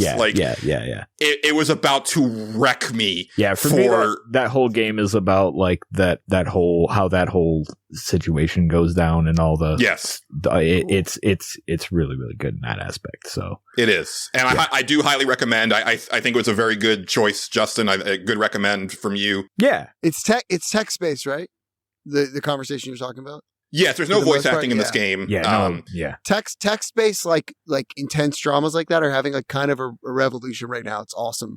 I've played a few games and known some people that are playing some games, which is like intense dramas playing out over email and text. The way they do this one is pretty interesting because they do it like there wasn't a voice chat, but it's like a Skype call, right? You can see the other person and everything's animated on their end, but they're typing. So you see them kind of typing and the stuff's coming up like that's how you had to chat or whatever. That's the way they do it. It works pretty well. Yeah. And it's a really nice detail because like, at least so far, the people that I have like video chatted with have been around my character's age. Yes. And there's always those really like that actually chokes me up a little too. Yeah. Is like when you'll see them like kind of look off to the side and their mouth will start moving. Right. And you realize that like their mom called them or something like that. Yeah. And it just like takes you back to like chatting online and then like having to go to dinner or something like that. Family right. Computer. Right. Yes. The family computer. Yeah. The family computer. That's totally awesome. Yeah. Yeah. And it's got a really nice chill soundtrack too. Like I really it's dig very it. Relaxing. Yeah. Yeah. So highly recommend. I'm not done with it yet. I don't know if it would actually crack my top 10 retroactively from last year, but it would definitely be up there. Yeah. Like what's it called again? Videoverse. And it's on, the sale will probably be over by the time this episode goes live, but I think the base price was actually not all that expensive either. It's not, if I remember it, I think I bought it on sale when I bought it, but it's not too expensive if memory serves. So. Are you going to check out their first game? Because this is their second one. Their first game. Because they actually advertise it in like the desktop of the console. That's not what their first game was. I think it's like something story. Oh yeah. Hold on, let me. Kinmoko is the developer. Yeah. And I think it's just one person. I think. Oh, I have played that game. One Night Stand. Yeah, that one's pretty interesting. It's it was on consoles forever. I talked about it on our old show, Julian. That is one where it's basically like it's a visual novel where you just make choices, but they're really, really short, like stints. Like, and the entire concept is you wake up, you've obviously had a one night stand with this girl. What do you want to do? And it's just like goes in all sorts of different directions of like how do you want to treat this event? Yeah, I have a vague recollection of that now. There's a lot of like silly endings and shit in there, but there's also some like genuinely decent stuff in there. It was really short and sweet little game if I remember right. I think that one's like $3. I just looked at it. Yeah. I'll definitely check that out as well because I was pretty impressed. Yeah. Sounds awesome. Yeah. Very good. You know, my nerdy hangups aside. Your nerdy hangups are funny to me. I can't help it. No, I like it. It's just so Julian. It is. I know. It was just like as he was doing it, I was like, "This is the most Julian complaint there is." Like, it really is. Like they didn't do that in this time. I'm like, "Oh boy, okay, all right." Because man. it's not just that they didn't do it in that time. It's that they got close enough for him to notice what they were trying to do. It isn't just you're doing the wrong time. It's you almost did did it. And so I noticed that you, so I know as Julian, I know you know what you're talking about, but you fucked it up. And that's an offense. That's why it's the most Julian thing ever to be like, it's great. I love it. Actually, do it a little bit differently. Look, I love it. It's great. I am that guy who, when I watched like the first Charlie's Angels movie and like I saw like them topple into the, like they tumbled into that kid's room where they were playing Final Fantasy VIII with 2 controllers, I was like, what is going on? Yeah. That's fair. That's fair. Do you know what I said to somebody recently? I said, why is it that now when we have video calls on TV shows, it's like this is the biggest event in your life and you stop everything to have a video call. But when they made up that you could do video calls in the late 90s, it was the most casual thing in the world. It was like, I don't even care about video call. Now, if you watch like Hallmark movies and someone makes a Skype call, it's like, stop the world. There's a Skype call. There's a FaceTime call happening. Yeah. Like everyone look. Well, I actually kind of appreciate that because my thing is like, yo, how did we get to the point of video calls and nobody is like, holy shit, look at this? Because like for me growing up, it's like this was the future, right? We were waiting for this, and then it feels like it got here, and people were like, yeah, okay, we can do that now, and I'm like, but this like we're just like 2 years away from transporter technology at this rate. What? I mean, like why are you not more amazed? There's too much debate about transporters, Julian. Who comes out on the other side? Is it really you, or is it just a copy of you? It's you. I don't know. Sorry, you got. I want to stop this for the sci-fi. That's a discussion we'll have to have in space someday. So Yeah, I'm fine with that. Yeah. Did anybody have anything else that they wanted to hit before we kind of roll into the final stretch? I have one thing, yeah. Okay. Sure. Okay. But it may be a thing where I come back and talk about it. Okay. Because it may be too interesting. I have to be honest. It may be too interesting. Not from my end. Well, if it's too interesting, I don't know. Yeah, I know. Well, Belgium is a calm country. They are. Yeah, we don't want to rile them up too much. Make up stereotypes about Belgium. Listen, we're American. I don't know where Belgium is. We have no idea. I don't know where you are right That's now. what I was trying to say I forgot to say at the beginning of the show is that I wish that I knew more about you, Belgium, but I'm the product of the Texas public school system. Yeah. So like I just never had a chance. I have a really shishiest degree. I don't know where you are. Yeah. I finished Mass Effect 3. Oh, good. I thought you'd done that by last time. No. I had been deep into Mass Effect and was right at the end and was getting bored of it. And then I finished Mass Effect 3 and I have lots of thoughts, and it may be too much of a subject matter to get into towards the end. That might be a lot. That might be a lot. Not because of me, really, because I have more questions for you two who are big Mass Effect fans. It's still a new podcast. I'm not ready to unleash the 5-hour monster on new listeners yet. That's what I'm saying. Let's save that let's circle back to this at a later meeting. Let's go ahead. Like we'll schedule it on Teams. Yes, of course. Let me make a note. Yeah. And let me CC you and BCC somebody else. Yes, absolutely. Yeah. And we'll take care of that along with it, any other like new business. We'll have a cameo pizza while we discuss. There must be footage somewhere of someone actively blowing their brains out while somebody says that kind of shit. I don't know how that doesn't happen every day. What, eating cameo pizza?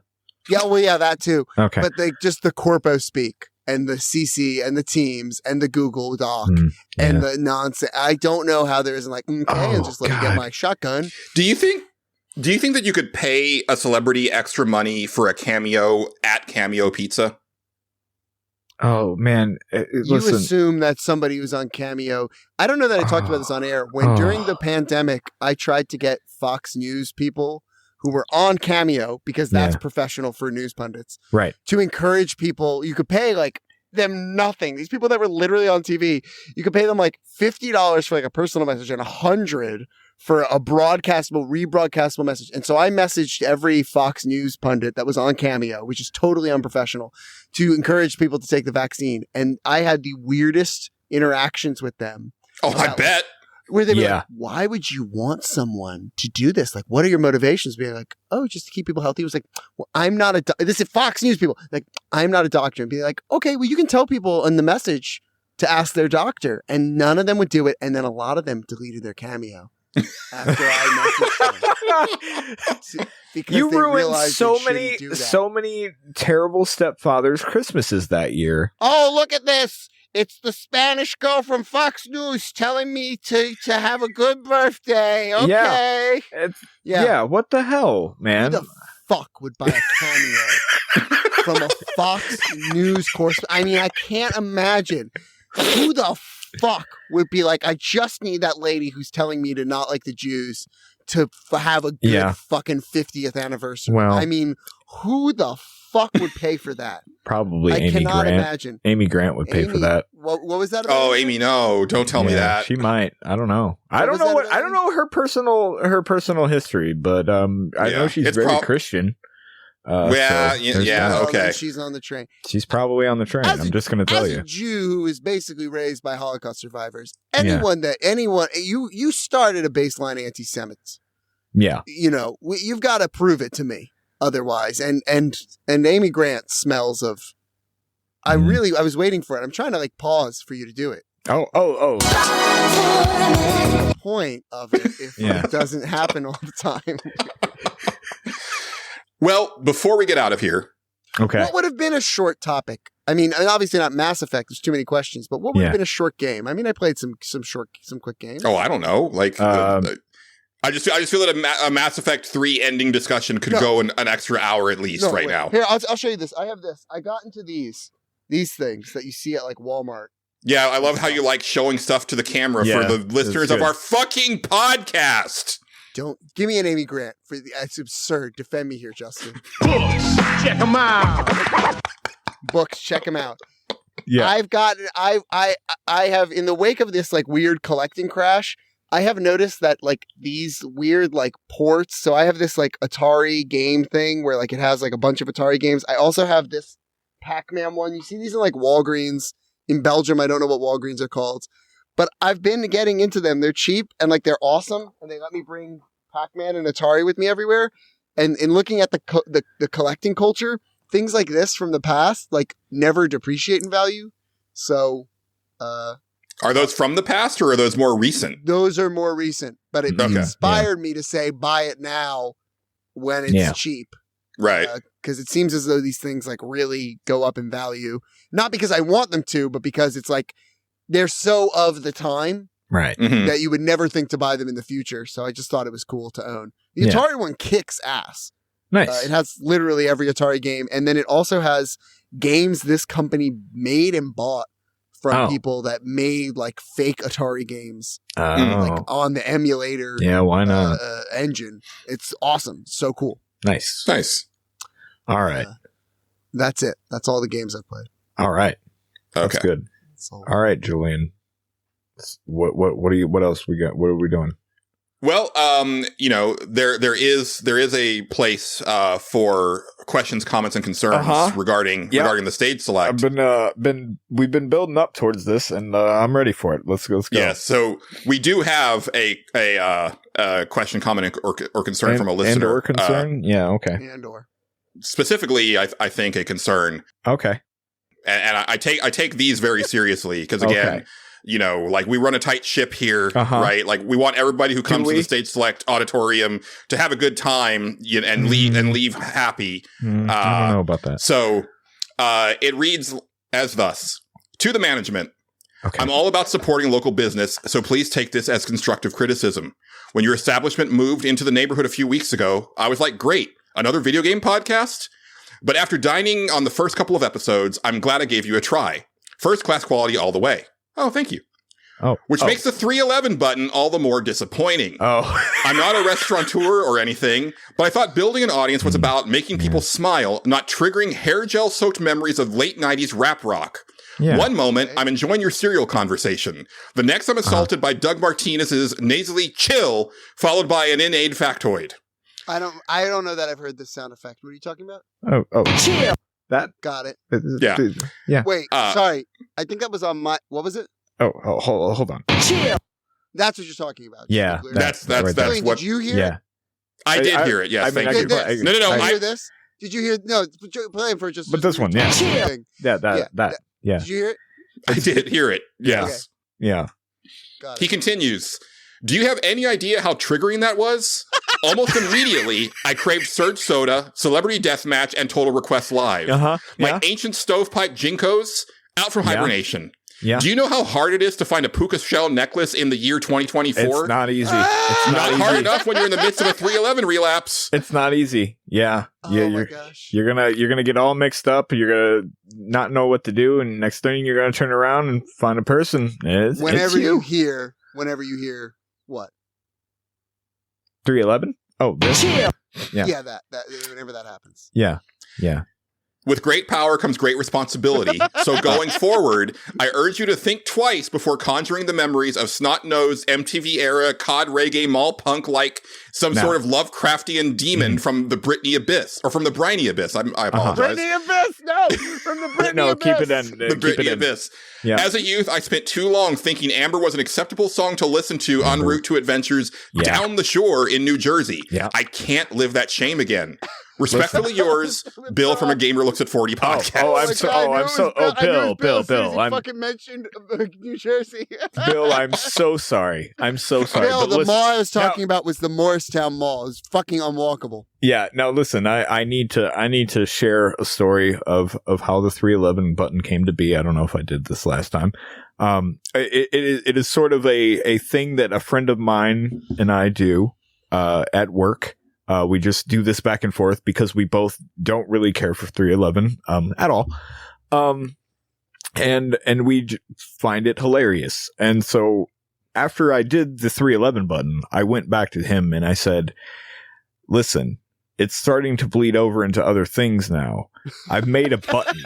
And his immediate response was, you are a terrible person. And I was like, you're correct. I am. I know that. And I'm sorry, Bill. But listen, then he also went on to say, but you have to do it until you've unleashed 311 facts. Oh my gosh. Does it have a counter?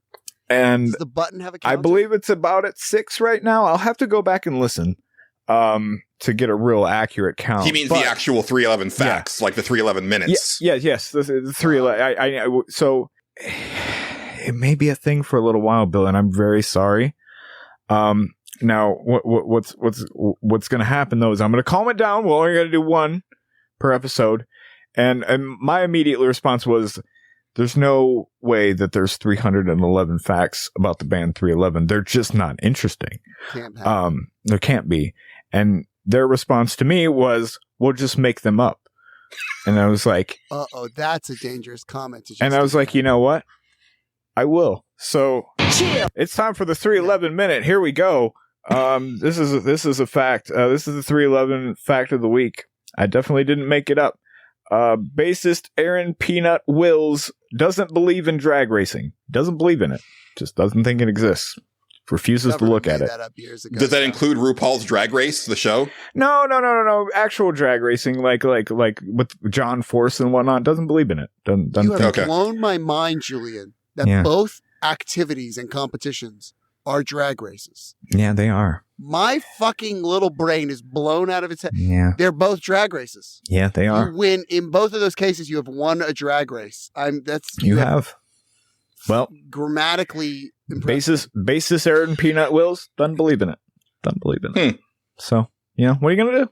Don't make him not believe in RuPaul's Drag Race. Let's explain. Let's not make him. I mean, it exists. No, it exists. He just, no, not that one. The car not racing. That one. That's what I'm saying. Let's not slander. He believes anyone. in that one. We're not going to slander him. He just, doesn't believe in the cars.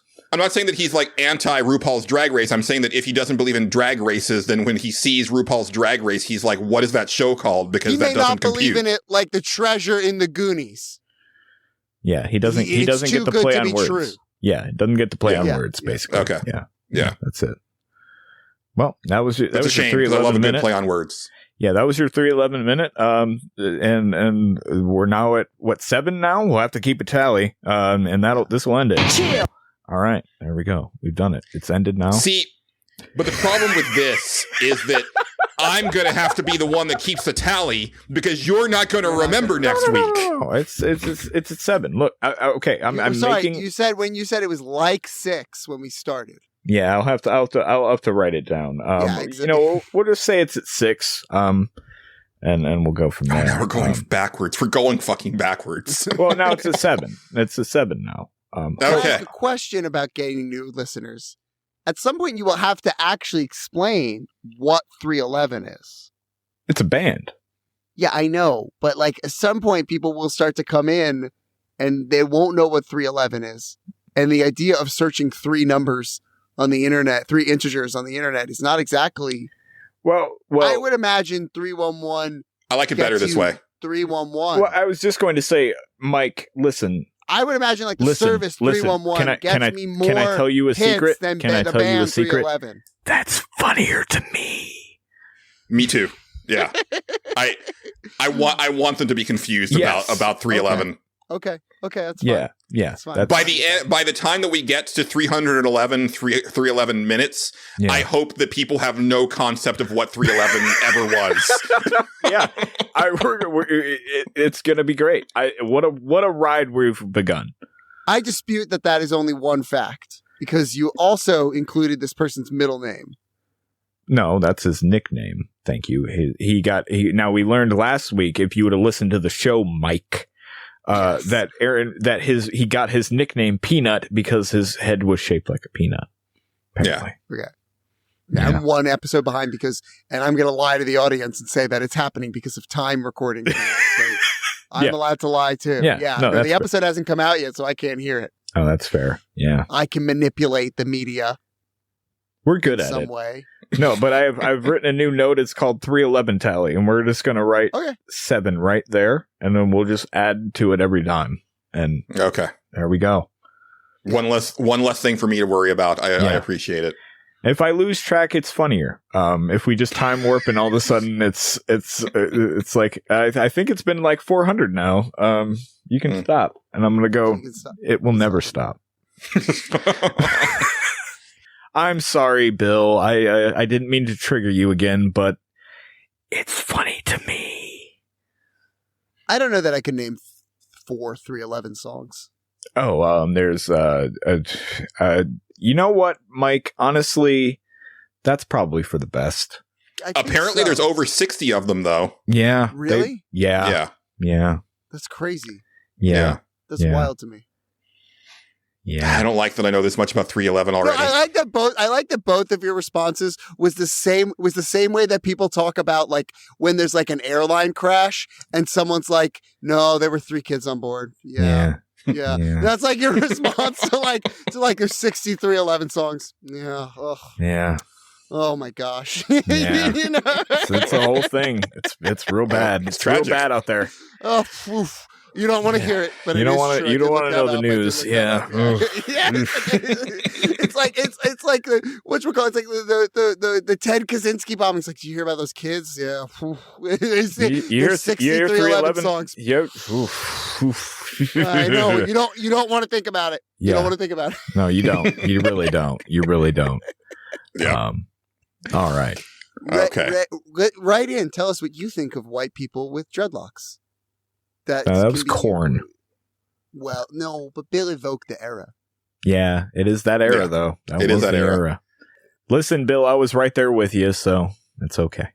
We're gonna be all right. Well, I never thought 311 was very good, but I had my moments. I was wearing the Jinkos too. They were fun.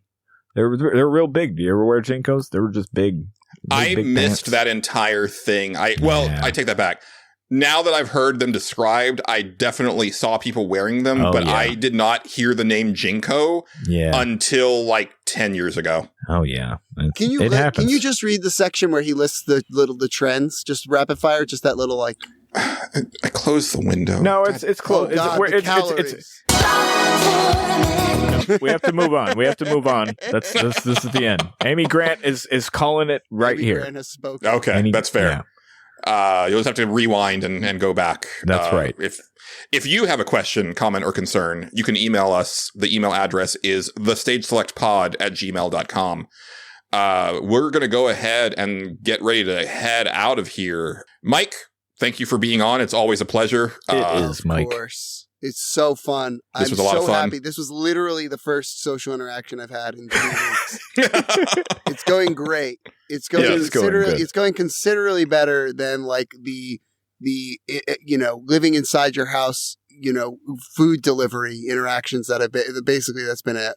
No, you don't interact with them. You just have them put it on your doorstep and then wait for them to leave. You underestimate me as a problematic person to think that there won't be considerable interaction with someone who is just leaving something at my doorstep.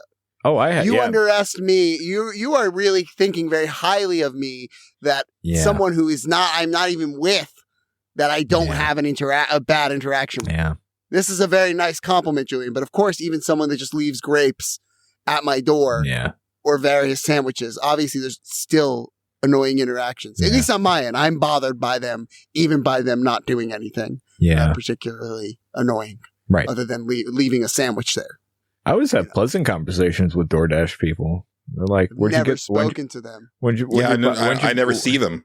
Yeah, so my house doesn't have a front door, so I have to go out and meet people, or else they will just leave it in fucking like the middle of the yard because they will just give up.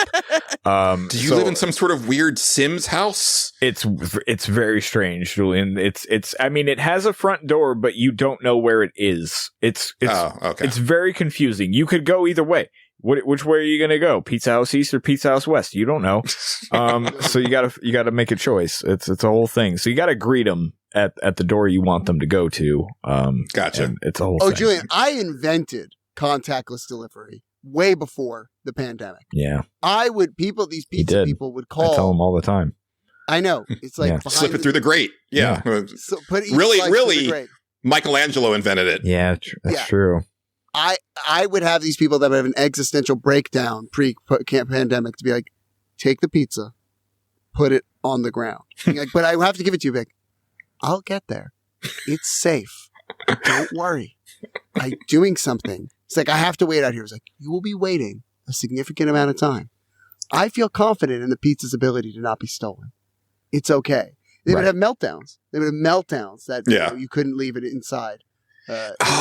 Man, remember when you had to call the pizza place and speak to a person? And go over what you wanted and have them read it back to you? Julian, have you ever been to a pizza house? You still have to call them. It's crazy.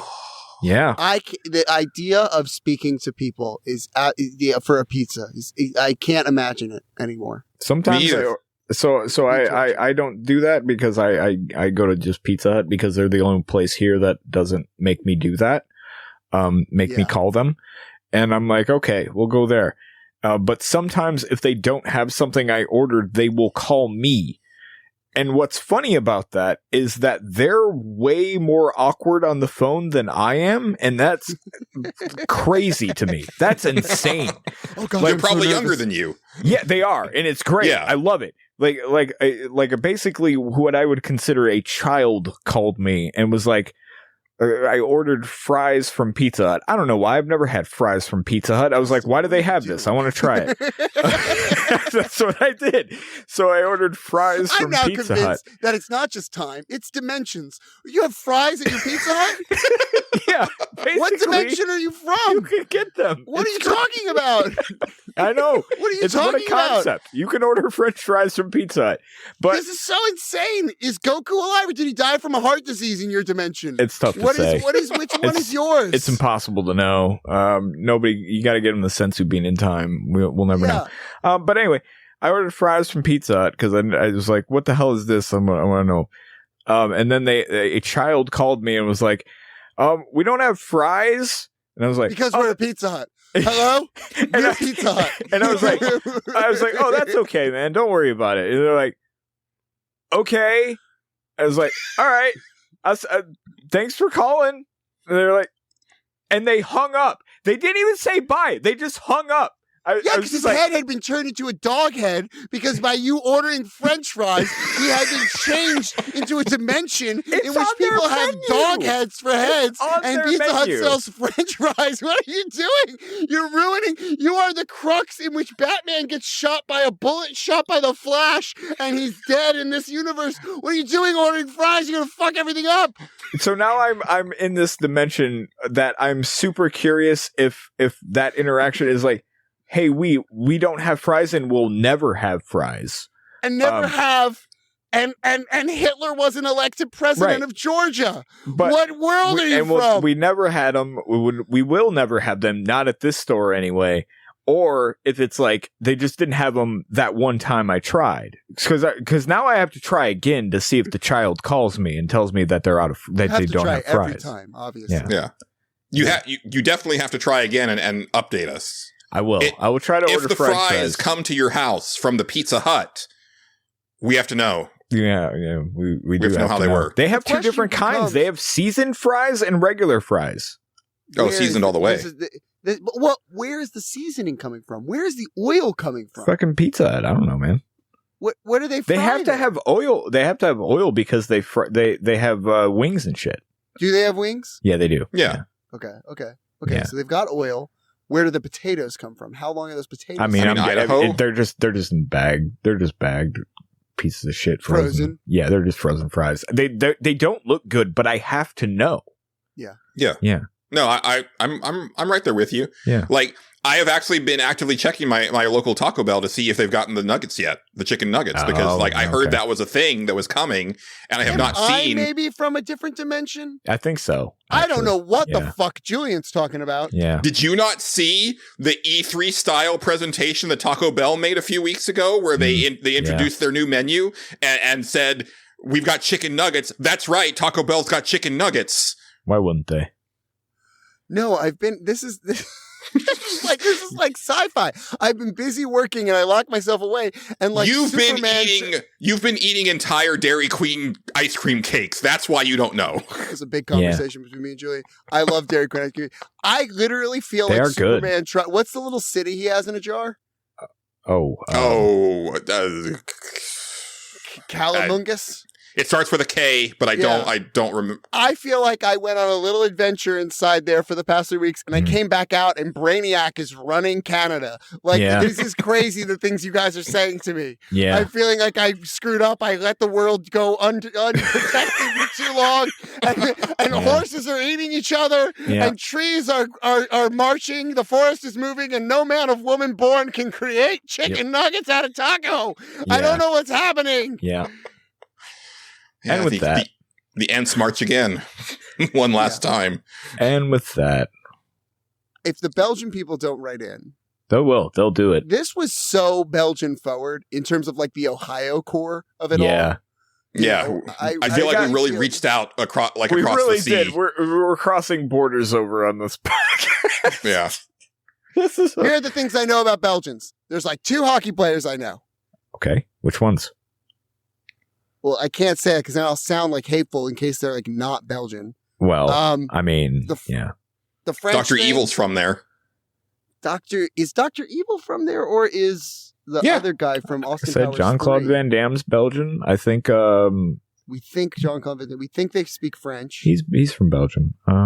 Yeah, I think. Yeah. I think that's it. That's all I know. They make mad waffles. Waffles, yeah, that's always a thing. Bomb ass waffles. Yeah. See, that was one of the things I was definitely avoiding saying. Yeah, I was trying to avoid that as well. Definitely didn't want to say that. Texas. He came right out there. Yeah, Texas. Right. I've also had Chinese food in Texas. How's that going for you? I had Chinese food tonight. It was delicious. It's very much. I've heard many. It's very culturally important to orange food into people from China. That's very much what they are all about. To take a certain dish and orange it. That's what they are. I heard Confucius said that, Julian. That's the real Chinese food. He said, if you want to stay healthy, make sure to orange your food. Yeah. That's a big part of their culture. Yeah, absolutely. All right. Mike. What? Troma Presents Poultrygeist. Available on the Epic Game Store and Xbox Marketplace right now. It's Steam, Xbox and Steam soon. Xbox is being fixed, like literally as we speak. Like as we're broadcasting, it should be out then. Steam soon. That's all it's going to. PlayStation has a weird rule about the type of internet you have, so I'm just not even going to get into that. Okay. People can find you online on Twitter at Big Little Weasel. Yeah, listen, you can find me anyway. Just search my name. That's why it's kind of just Mike Fallek. Just search my name. Mike Fallek. It's out. Okay. I was going to say he has an IMDb, Julian. I know, but the thing is that he never likes to say the shit out loud, so I'm trying to help him. Okay, can I tell you what? I had this thing this week. I was listening to a lot of these like shitty clips of these shitty podcasts of these terrible. By the way, I don't listen to fundamentalist and Instagram influencers. I watch like people react to Instagram fundamentalists. Right. And I'm very annoyed by wasting people's time.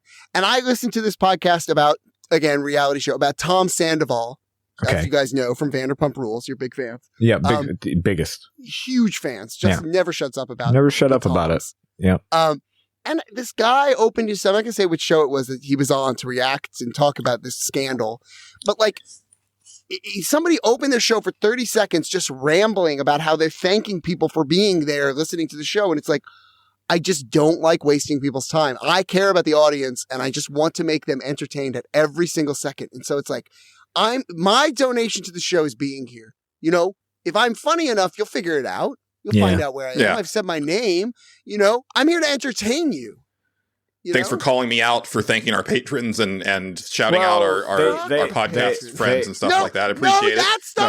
That stuff is good because those people aren't here. I'm here. He's here. I'm here. I'm here to be funny. And when I'm here, I'm going to be funny and they're going to listen to me. That is like a genuine belief of mine. The audience comes first. So it's like when people aren't here, patrons, when people aren't here, other friends and updates and housekeeping stuff, that's appropriate. But I'm here to make dumb jokes. Yeah. Well, fair. Is this time entertaining? There's no way to know. No. Yeah. People can send us a question, comment, or concern regarding it. They'll let us know. Listen, just call 311. Go pick up your phone and dial 311. And then just say chill. Chill. What do you say, Justin? Oh. Chill. Thanks. Yeah, no problem. As far as I'm concerned, there was not enough of that. I know. I was expecting it every other sentence. Right. Oh, well, just shoot me now. No, absolutely not. If next episode it isn't if you guys play a game in an ice world and it doesn't play all the time, that's true. I'm gonna be upset. That's true. Because you're also gonna get crazy people like me with OCD, where if you do something, then they have an itch. Yeah. And so then they're wondering when it happens. It's like a checklist thing for them. Yeah. By get people, you mean like me? Yeah. You're affecting me now by not doing it. Well, that's fair. I'm sorry. I apologize for that. And by I mean chill. Thank you. You're welcome. Justin, where can the people find you? You can find me on twitter.com, I guess, at Tyrone_Swift. You can find This Is Video Games. I have a plug. I have a plug that people here will like. Okay. I was on one of my co-writers and co-stars, and he's on my podcast. Lawson Leong has one of the biggest Dragon Ball Z podcasts on the internet. Dragon Ball, Ballin Out SUPER. Okay. That's the name of their show. It's a very good podcast. I've been on it several times. Lawson is great at it. And the only other break I took in this 3 weeks was to talk about the passing of Toriyama. And it became a lot about my commentary became a lot about video games. Go to the Ballin Out SUPER memorial episode and then just go back and listen to every episode of Ballin Out SUPER. There you go. It's a genuine plug for someone who's not here. Hell yeah. Go listen to it. There you go. I talked about Pal World because no one asked me to for about 15 minutes. That sounds on par. That sounds par. I'm not just uncooperative here. Just want to make that clear as the main reason. It's a trend. So go listen to that. Yeah. You can find me on Twitter at Julian_Titus. You can also find me on Blue Sky, just Julian Titus. You can find the podcast on Twitter at Stage Select Pod. Thank you, as always, to Megan McDuffie for our incredible theme song and interstitials. Thank you to a friend of the show, John Gholson, for being our show announcer. But that is going to do it for this episode. I've been Julian Titus. He's been Justin Ham. Very special thanks to Mike Fallek. We've been the Stage Select. Signing off.